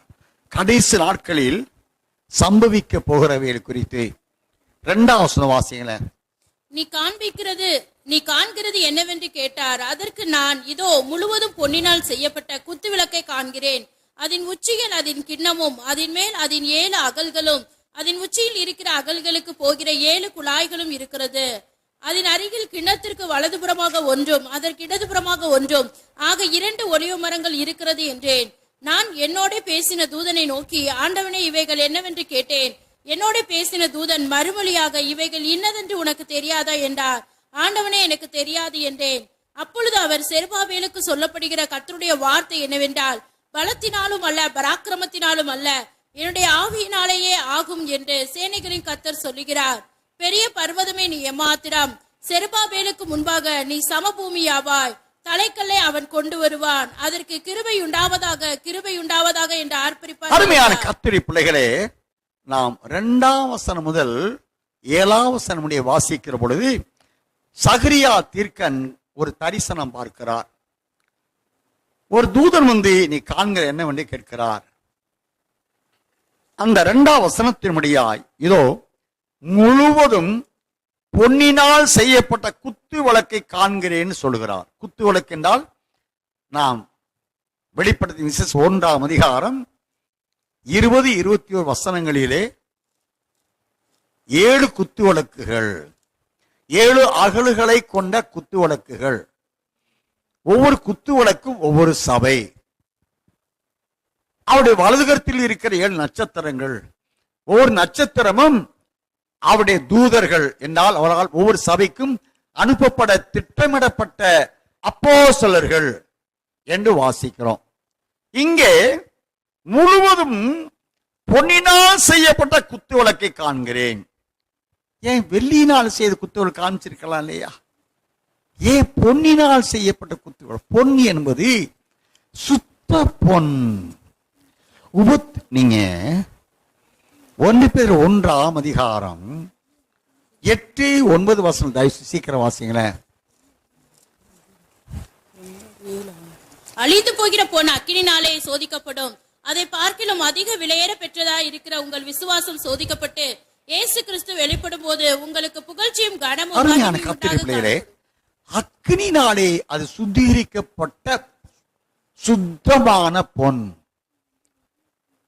ஆக அக்கினி என்ற உபத்திரவம் மகா கொடிதும் கொடுமையுமான 70வது ஆண்டுகால அந்தி கிறிஸ்து ஆட்சி. அவற்றில் அந்த உபத்திரவத்தில் நின்று நிலைத்து தங்களுடைய ஆத்தும ரட்சிப்பை காத்துக்கொண்டு சீயோனின் ரட்சிப்புக்கு தகுதி அடைய மகிமையின் மறுரூபத்தை அணிந்து கொண்ட அவருடைய கூட்டாய்மையான குத்துவிளக்குன்னா சபை. சபையில் உள்ள ஒவ்வொருவரும் சுத்த பொன்னாக்கப்பட்டவர்கள். அந்த சுத்த பொன்னான குத்துவிளக்குக்கு 7 அகல்கள் உண்டு. அந்த 7 அகல்கள், 7 என்பது பூரணம்.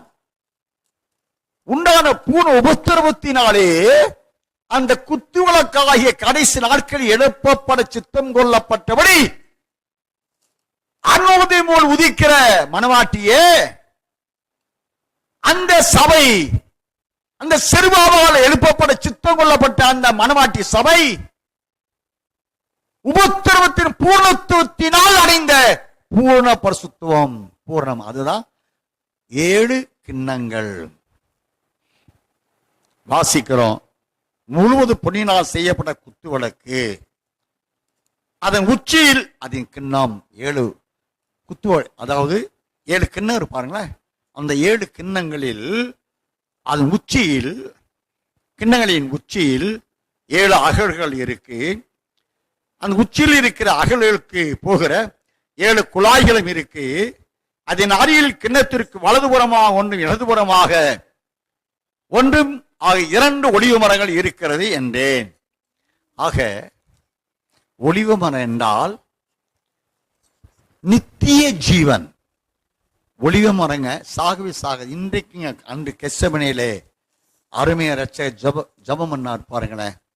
அந்த தோட்டத்தில் அன்று இருந்த ஒலிவ மரம் இன்றும் இருக்கிறதுங்க. அது அழியாதது. அதன் பொருள் என்ன? ஒலிவம் என்றாலே நித்தியம். ஆக கடைசி நாட்களில் உபத்திரவத்தின் பூர்ணத்துவத்தின் நிமித்தமாய் உபத்திரவத்தின் குகையிலே புடமிடப்பட்டு சுத்த பொன்னான அந்த மணவாட்டி சபை இருக்கே, அந்த குத்துவிளக்கான மணவாட்டி சபையில் அது 7 அகல்கள், பூர்ணமானவர்கள். அந்த அகல்கள்ல அது முச்சியில கிண்ணம் இருக்கும். அந்த கிண்ணத்தில் எண்ணெய் ஊத்தணும். அந்த எண்ணெய் எதுங்க? அதன் அருகில் கிண்ணத்திற்கு வலதுபுறம் அதன் இடதுபுறமாக இருக்கிற 2 ஒலிவ மரங்கள்.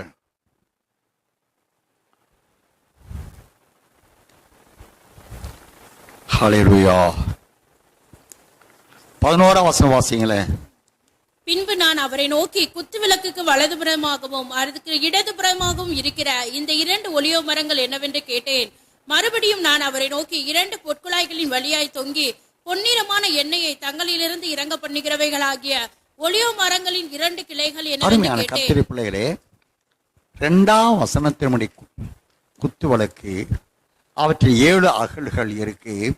அந்த அகல்களின் மேலே, ஒவ்வொரு அகலின் மேலும் ஒரு, அந்த உச்சியில் ஒரு கிண்ணம். அந்த கிண்ணத்தின் உச்சியில் ஒரு 2 சைடுல வந்து குழாய் வருது. குழாய் வழியாக அங்கே ஒலிவ எண்ணெய் ஊற்றப்படுது. அந்த குத்துவிளக்கு வலதுபுறத்துல ஒரு ஒலிவ மரக்கிளை, இடதுபுறத்தில் ஒரு ஒலிவ மரக்கிளை.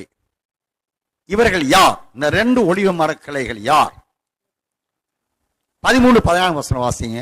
அதற்கு அவர், இவைகள் இன்னதென்று உனக்கு தெரியாதா என்றார். ஆண்டவன், எனக்கு தெரியாது என்றேன். அப்பொழுது அவர், இவைகள் 2 சர்வலோகத்துக்கும் ஆண்டவராய் இருக்கிறவரின் சமூகத்தில் நிற்கிற அபிஷேகம் பெற்றவர்கள் என்றார். இவர்கள் 2 ஒலிவ மர கிளை இருப்பாருங்களேன்.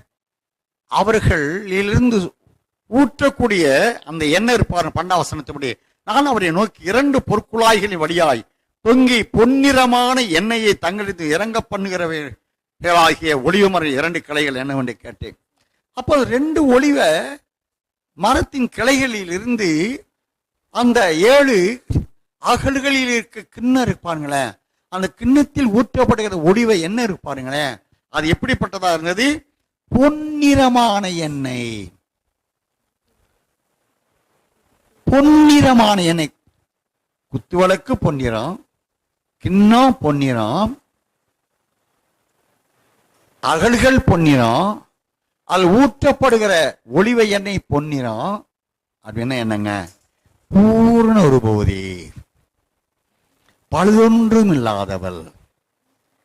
உன்னை பாட்டு நாடு 10:7 மற்றும் 10 வாசிக்கிறோம் இல்லையா?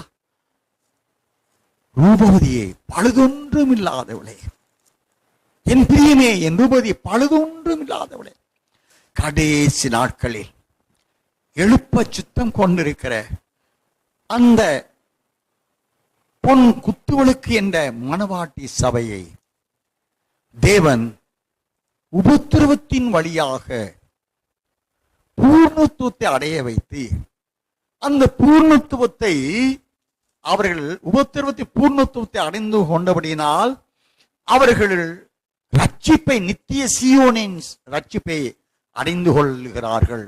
அதுதான் முடிவான ரட்சிப்பு. அந்த சீயோன் ரட்சிப்பை அவர்கள் அடைந்து கொண்டபடியால் அவர்கள் தேவனுடைய மகிமையின் சாயல் அடைந்து கொள்கிறார்கள். இதற்கு கடைசி நாட்களில் 2 ஒலிவ மர கிளைகள், அவர்கள் தான் எலியா, ஏனோக்கு என்று நாம் அறிவிக்கப்படுகிறோம். நீங்க எழுதப்பட்ட புஸ்தகங்களை வாசித்து பார்த்தீங்கன்னா, ரகசிய வரையான சரி, 1000 வருட அரசாட்சி, இந்த புஸ்தகம் தயவு வாங்கி வாசிங்க. அப்பதான் நீ சத்தியத்தை கொண்டு போய் சேர்க்க முடியும்.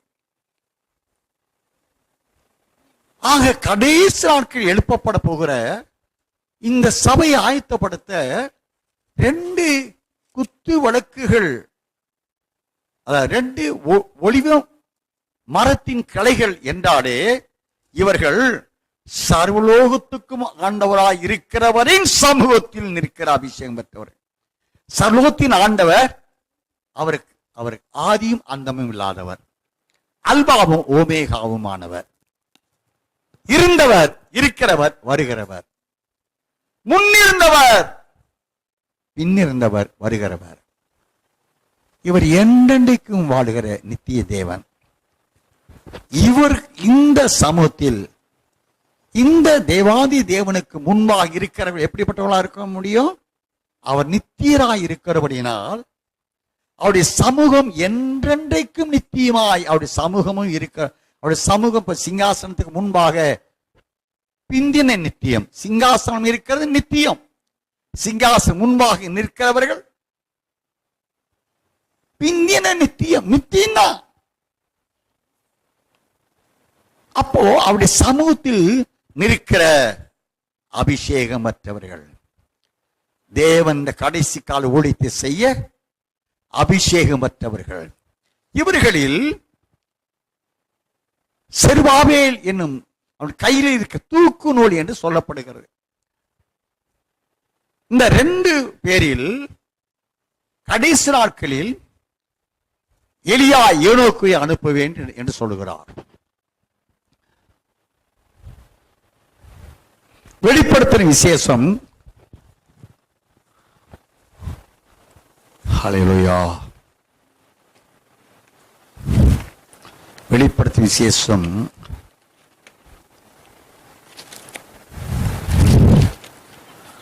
11ஆம் அதிகாரம். இந்த வசனம் சொல்றேங்க. வெளிப்படுத்தல் 11:1 வசனம் வாசிங்களேன். பின்பு கைக்குலுக்கு ஒப்பான ஒரு அளவுகோல் என்னிடத்தில் கொடுக்கப்பட்டது. அப்போது தேவதூதன் நின்று என்னை நோக்கி, நீ எழுந்து தேவனுடைய ஆலயத்தையும் பலிபிடத்தையும் அதில் தொழுது கொள்கிறவர்களையும் அளந்து பார். ஆலயத்திற்கு புறம்பே இருக்கிற பிரகாரம் புறஜாதியருக்கு கொடுக்கப்பட்டபடியால் அதை அளவாமல் புறம்பாக்கி போடு.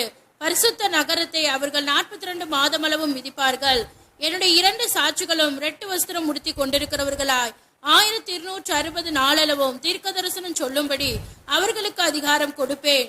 பூலோகத்தின் ஆண்டவருக்கு முன்பாக நிற்கிற 2 ஒலிவ மரங்களும் 2 விளக்கு தண்டுகளும் இவர்களே. இருக்கட்டும். அருமையான கர்த்தருடைய பிள்ளைகள், இவருடைய ஊழியம் அந்தி கிறிஸ்துவின் 70வது வாரத்தில் முதல் 3 ஆண்டுகள் பின் 3 ஆண்டுகள் 2 பகுதியிலும் இவருடைய ஊழியம் நடைமுறைப்படுத்தப்படுகிறது. முதல் 3 ஆண்டு காலம் செருபாபேல் என்ற, நீங்க மல்கியா 4ஆம் அதிகாரம் 5ஆம் வசனத்துல எலியா தீர்க்கதரிசி அனுப்புவேன்னு சொல்லுகிறார். முதல் 3 ஆண்டுகால ஊழியத்தில் பொதுவா கிருபையின் கால சபையே எபேசியர் 2ஆம் அதிகாரம் 19-20 வசனங்களிலே, இனி அந்நியரும் பரதேசிகளுமாயிராமல் ஒரே நகரத்தாரும் வீட்டாருமாயிருந்து, ஒரே நகரத்தார் ஒரே வீட்டார். வீடு என்றால் தேவனுடைய சபை, நகரம் என்றால் வெளிப்படுத்தல் 21ஆம் அதிகாரத்திலே பரிசுத்த புதிய எருசலேமாகிய நகரம் சீயோனை விட்டு பரலோகத்தை விட்டு இறங்கி வர கண்டேன். அது மனுஷர் மத்தியிலே தேவனுடைய வாசஸ்தலமிருந்து வாசிக்கிறோம். ஒரே நகரத்தாராய், இந்த நகரத்தில் உள்ளவர்கள் தேவனுடைய வீட்டாராய் என்னால் தேவனுடைய சபையாய், அந்த வீடு தேவனுடைய ஜீவனுள்ள தேவனுடைய வீடு. ஆக ஒரே நகரத்தாராய், அவருடைய வீட்டாராய். அடுத்தாப்புல அப்போஸ்தலர் தீர்க்கதரிசி என்பவருடைய அஸ்திவாரத்துக்கு கட்டப்பட்டாயிருக்கிறீர்களே. அப்ப தேவனுடைய ஒரே நகரம் ஒரே வீடாய், அந்தத்தில் ஒரே மனவாட்டியாய். அப்போஸ்தலர் 1:6 வாசிக்கிறோம். என் பிரியமே என்று போதியே, என் உத்தமியோ ஒருத்தி. ஒரு சபை, கடைசி நாள் ஒரே ஒரு சபை தான் எழுப்பப்படும். அந்த சபை எப்படி எழுப்பப்படும் என்றால், அப்போஸ்தலர் தீர்க்கதரிசி, கிருபையின் சபையை அப்போஸ்தலர் தீர்க்கதரிசி என்பவர்களுடைய அஸ்வார்த்தம் கட்டப்படுகிறதாம். அப்போ அப்போஸ்தலர் தீர்க்கதரிசி என்பவர்கள் இல்லாத சபை அது சபை அல்ல. அதை சபை என்று தேவன் ஏற்றுக்கொள்வதல்ல. ஆயினாலே அதனால் 2 ஒடிவ கிளைகளை காண்பிக்கிறார். கடைசி நாட்களில் எழுப்பப்படக்கூடிய அந்த சபைக்கு ஆதியிலே என்ன அப்போஸ்தலர் தீர்க்கதரிசி அஸ்திவாரம் கட்டப்பட்டா இருக்க சொல்றார் இல்லையா? அந்தத்திலும் முடிவான காலத்திலும் எலியா ஏனோக்கு 2 தீர்க்கதரிசி கொண்டு எழுப்புகிறார். அந்த 2 அப்போஸ்தலர் தீர்க்கதரிசி கட்டப்பட்ட இந்த சபைக்கு தான் இயேசு கிறிஸ்து அதற்கு மூளைக்கல்லாயிருக்கிறார். அப்போஸ்தலர் தீர்க்கதரிசி என்பவர்களால் கட்டப்படுகிற அந்த கட்டுமானத்தின்படியான தேவனுடைய நகரம் வீடு என்ற சபைதான், அந்த சபைக்குத்தான் இயேசு கிறிஸ்து தானை மூளைக்கல்லாக அர்ப்பணிக்கிறாரே தவிர அப்போஸ்தலர் தீர்க்கதரிசியால் கட்டப்படாத எந்த ஒரு சபைக்கும் தேவன் தன்னை இணைத்துக் கொள்கிறதில்லை.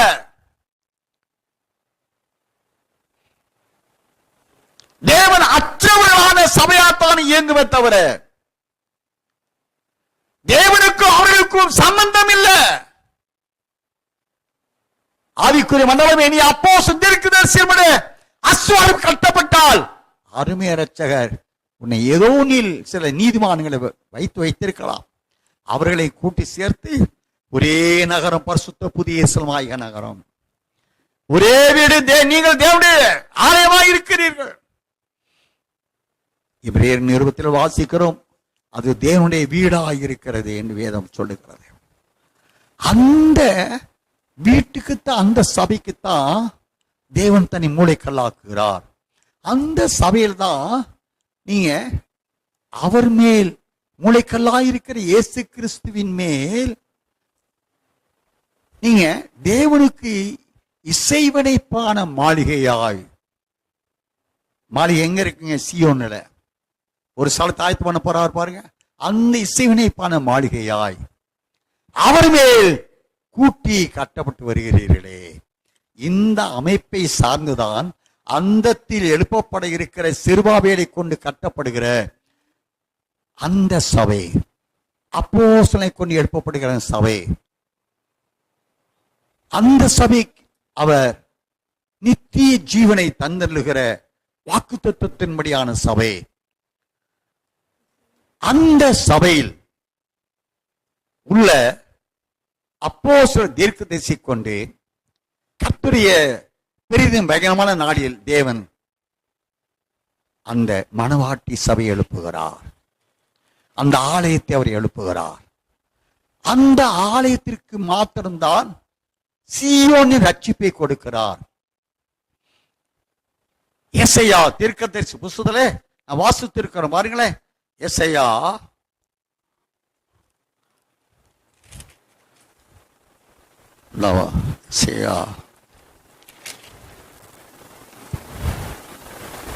ஹல்லேலூயா.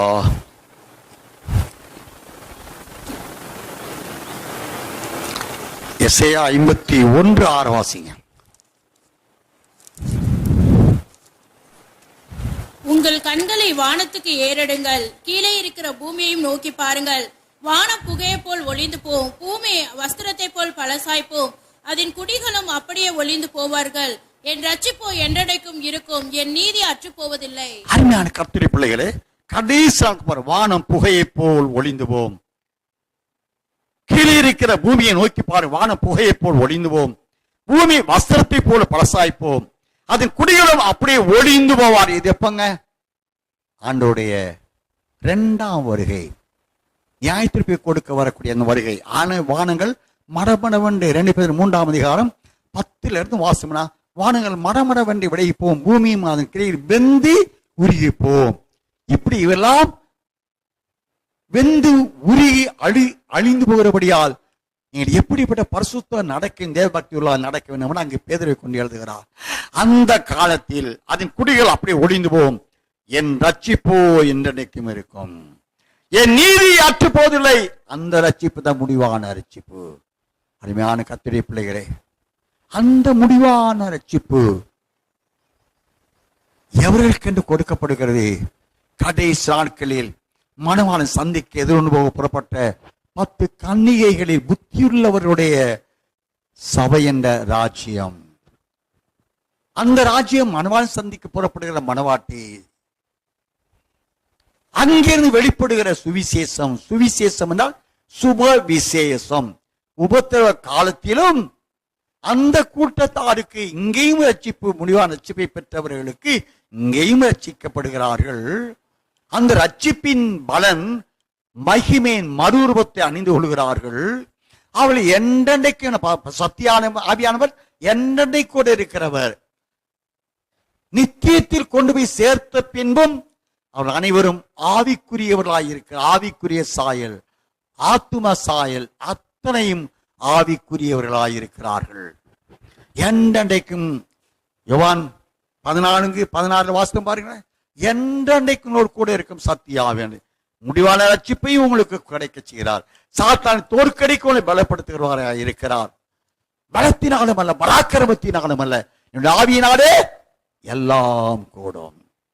அந்த ஆவியானவர் முடிவான காலத்தில் இந்த மனவாட்டியானவளுக்கு, இந்த செருபாபேலை கொண்டு எழுப்பப்படுகிற அந்த இறுதி நாட்கள் எழுப்பப்படுகிற ரட்சிப்புக்கு உரியவர்களுடைய ஐக்கியம் என்ற மனவாட்டி சபைக்கு தன் புருஷனுக்காக இந்த பாடு உபத்திரவத்தின் மூலமாய் தன் புருஷனுக்காக அலங்கரிக்கப்பட்ட மனவாட்டியார் சபை ஆயத்தமாகிற பரிசுத்த பிரதேச மனவாட்டி சபையே, தேவன் உனக்காக உன் மூலமாக அநேக நீதிமான்கள் அனுப்பப்பட்டு நாவிக்கு ஒரு மண்டலத்தை மறைந்து இருக்கிறார்கள். அவர்களுக்கெல்லாம் இந்த முடிவான ரட்சிப்பை அவர்கள் அடைந்து கொண்டு நித்திய சீயோனின் ரட்சிப்புக்குள்ளானவர்களாய் நித்தியத்தில் வாழ வேண்டும் என்றால் கர்த்தர் பொன் குத்து வழக்காகிய பூர்ணமடைந்த 7 அகல்களானால் சரி, 7 கிண்ணங்களானால் சரி, அவற்றில் ஊற்றப்படுகிற பொன்னிறமான ஒளிவை எண்ணெயான நித்தியமானால் சரி, அந்த குத்து வழக்கில் இருக்கிற அனைத்தும் சோதிக்கப்பட்டு சுத்த பொன்னாக்கப்பட்ட மனவாட்டி சபை, அவர்களை ஆண்டவர் ஆயத்தப்படுத்தி தன்னுடைய வரிக்கென்று அவர்களை சேர்ப்பிக்க கர்த்தர் உங்களை இந்த மனவாட்டி சபை நம்பி காத்து கொண்டிருக்கிறார். இந்த ராஜ்யமாகிய இந்த சுப விசேஷமாய் சுவிசேஷத்தை அடைந்து கொண்ட நீங்கள் எங்கும் சுற்றி திறந்து ஆயத்தப்படுவீங்களா? இந்த சீயோன் ரட்சிப்புக்குரியவர்களை தேடி கண்டறிந்து ஆயத்தப்படுத்துவீர்களா? இதுதான் உங்களுடைய பொக்கிஷம். இதுதான் உங்களுடைய பொக்கிஷம். இதை ஒருவனும் திருட முடியாது, களவர முடியாது. அதுக்கு மாறாக அந்த பொக்கிஷத்தை நீங்கள் தேடாமல், அந்த பொக்கிஷத்துக்குரிய ஐஸ்வர்யவான்களாக, அவருக்குள் ஒன்றரை கலந்து கொண்ட நீதிமான்களாக அந்த பொக்கிஷத்தை தேடாமல் இம்மைக்கானவர்களுக்கா தேடினால் உங்களுக்கு என்ன பயன் உண்டு? என்ன நன்மை உண்டு? ஆவிக்குரிய மண்டலமே, சிஸ்வா பசுத்த புதிச மனவாடி சபையே, நீ வாரத்துக்கு ஒரு நாள் பைபிளை தூக்கிட்டு வர்ற, இடைநாள் என்ன செய்யற? வாரத்துக்கு ஒரு நேரம் இங்க வந்து கூட ஒழுங்கா உட்கார்ந்து இருக்க மாட்டேன் ஆராதனையில. நீ வீட்டில இருந்து ஜெபிக்கிறியா? இந்த அற்பமான வயிற்றுக்கா எங்கெங்கெல்லாம் ஓடுற? உன் நேசரை தேடி ஓடுறியா? உன் பிள்ளைகளுக்கா ஓடுற? கர்த்தருடைய பிள்ளையே, காலத்தை நிதானித்துக்கொள்ள ஒரு சம்பவத்தை நான் சொன்ன நேரம் ஆயிடுச்சு. கடந்த வெள்ளிக்கிழமை அதிகாலை வேலை நடந்த சம்பவங்க. கடந்த வெள்ளிக்கிழமை அதிகாலை சுமார் நான் நேரத்தை பார்த்த பொழுது ஜெபிக்க எலும்பி ஜபத்தை ஆரம்பித்த நேரங்க. அதிகாலை 3:37 நான் ஜபம் பண்ணி கொண்டு வந்தேங்க.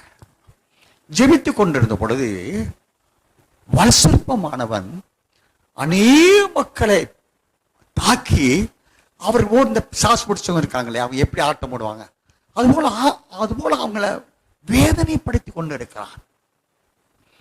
அப்போ அந்த ஆட்களை சாத்தானால் தாக்கப்பட்டு, வல்சற்பத்தால் தாக்கப்பட்டு ஆடி வாட்டில் போட்டு ஆடும். எல்லாம் ஆண் பெண் எல்லாரும் சேர்ந்து, அது வயது வரம்பே இல்லைங்க. சின்ன குழந்தை முதற்கொண்டு வயோதிபர்கள் வரைக்கும் உள்ள அத்தனை ஜனங்களிலும் அந்த ஆவி தாய் அப்படியே தலையை சுத்திங்க, உருவடுறான், பிறல்றான். அப்போ ஒரு சத்தம் உண்டாயிற்று, அவர்களை விடுதலையாக்கு என்று சொல்லி. இந்த சத்தத்தை கேட்ட அடியார் பார்க்கிறேங்க, எனக்கு முன்னாடி ஜனங்கள் வலதுபுறம் இடதுபுறம் பின்பக்கம் சுற்றிலும் திரளான ஜனம் நிற்கிறாங்க.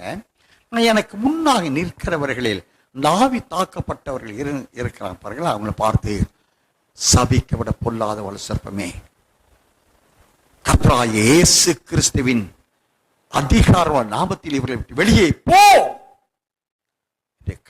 கட்டளையிடப்பட்டது. அந்த ஆவியால் தாக்கப்பட்டு இந்த கட்டளைக்கு உட்பட்ட அனைவரையும் சாத்தான் விட்டு விலகினாலும் இவர்கள் அவனை விட்டு விலக மாட்டேன்றாங்க. ஆண்டவர் கட்டளையின்படி அவன் இவரை விட்டு வெளியேறான். ஆனா இவர்கள் வெளியேற மறுக்கிறார்கள். அவன் மறுபடியும் அவனைத்தான் ஃபாலோ பண்றாங்க. அந்த வேளையிலே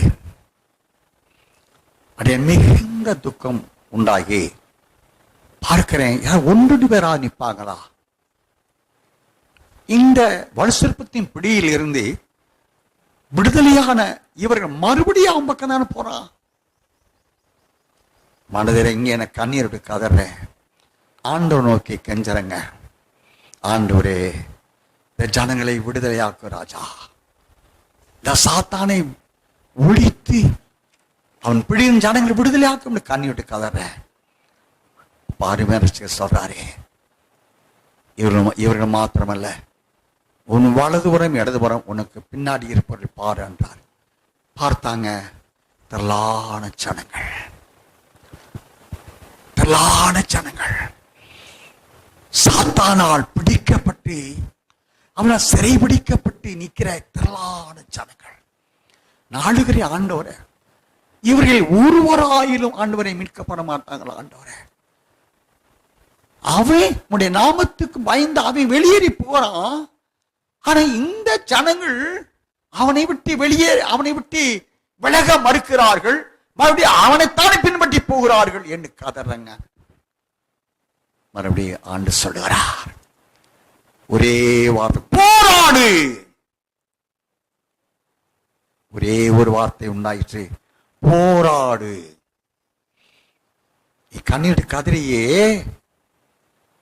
அந்த சாத்தான் அவர்கிட்ட வெளியே போனாலும் இவர்கள் ஏன் அவனை விட்டு இவர்கள் வெளியே வர விரும்பவில்லை, மறுபடியும் அவனோடு ஐக்கியப்படுகிறாங்கன்னு சொன்னா எல்லாரும் கடைசிலங்க ஒரு ஆளாவது நிப்பானா? அவனை விட்டு மீட்கப்பட்ட ஆட்கள் ஒருவராயிலும் நிற்பாங்களான்னு நான் பார்க்கிறேங்க.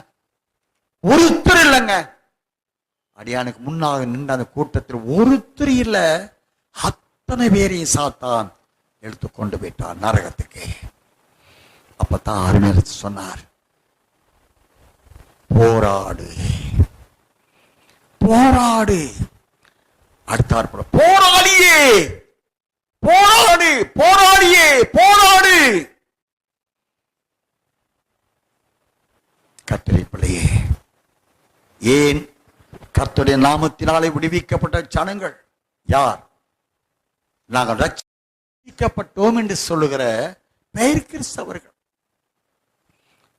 அவர்கள் இந்த கர்த்தருக்கு பிரியமான நீதிமான ஜெபத்தை கேட்டு இந்த பிசாசை விரட்டுகிறார்கள்.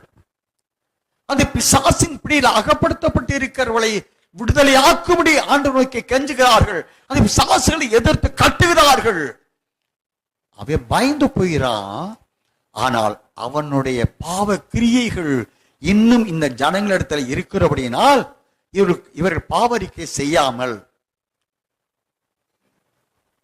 அருமையரசர் ஒரு நாள் சொன்னாருங்க, என் ரூபவதியான மனவாட்டியை எழும்ப விடாதபடிக்கு செய்ய சாத்தான் 5 விதமான ஊழியத்தை அழித்து போட்டான். 7 விதமான உபதேசங்களை ஒழித்து போட்டான். பூர்ண ரூபதி ஆகிறவர் ஒருவரும் இல்லை என்று சொன்னார். அடுத்தார் போலங்க, ஒரு ஆண் குழந்தை அடியான் கையில் வச்சிருக்கிறேங்க. ஆண்டு சொன்னார், சாத்தான் நான் குழந்தை விழுங்கி போடும்படியா உனக்கு முன்பாக இருக்கிறான் என்று சொன்னார். பல காரியங்கள் அடியான் சொல்ல விரும்பவில்லை. சபை ஜெயத்தை பெற விடாதபடிக்கு சாத்தான், இந்த ஆண் குழந்தை ஜெயத்தை பெற விடாதபடிக்கு சாத்தான் ஜனங்களை ஏமாற்றுகிறான். அவனை ஆவியானவர் உங்களுக்காக பரிந்து பேசி அவனை விரட்டினால் வெளியேற்றினாலும் நீங்கள் அவனை விட மறுக்கிறீர்கள். ஆவிக்குரிய மண்டலமே, நீங்கள் மறுபடியும் அவன் பின்னாலே போக விரும்புகிறீர்களே. காரணம் என்ன? பாவத்தை விட்டு வெளியேறவில்லை. ரோமர் 6ஆம் அதிகாரம் 2ஆம் வசனம் வாசிக்கிறோம், கிறிஸ்துவோடு கூட அடக்கம் செய்யப்பட்டு உண்டானால் மறுபடியும் பாவம் செய்வது எப்படி? அவரோடு கூட மரித்து உண்டானால் நீங்கள் மறுபடியும் பாவம் செய்வது எப்படி? வாசிங்க. பாவத்துக்கு மரித்த நாம் இனி அதிலே எப்படி பிழைப்போம்? கிறிஸ்து இயேசுவுக்குள்ளாக ஞானஸ்நானம் பெற்ற நாம் அனைவரும் அவருடைய மரணத்துக்குள்ளாக ஞானஸ்நானம் பெற்றதை அறியாமல் இருக்கிறீர்களா?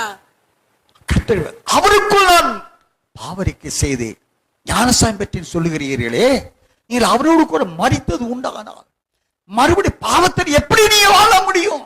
ஏன் பாவரிக்கை செய்யறாங்க? அவங்க முறையாக ஞானஸ்நானம் அப்போஸ்தலரின் இடத்தில் ஞானஸ்நானம் கொடுப்பது கட்டளை பெற்றது. அப்போஸ்தலனுக்கு தான் அந்த கட்டளை கொடுக்கப்பட்டது. எந்த ஒரு சுவிசேஷம் தீர்க்கதரிசி போதகர் மேய்ப்பர் ஞானஸ்நானம் கொடுக்க கூடாதுங்க. கொடுத்தால் அந்த ஞானஸ்நானத்தை தேவன் ஏற்றுக்கொள்ள மாட்டார்.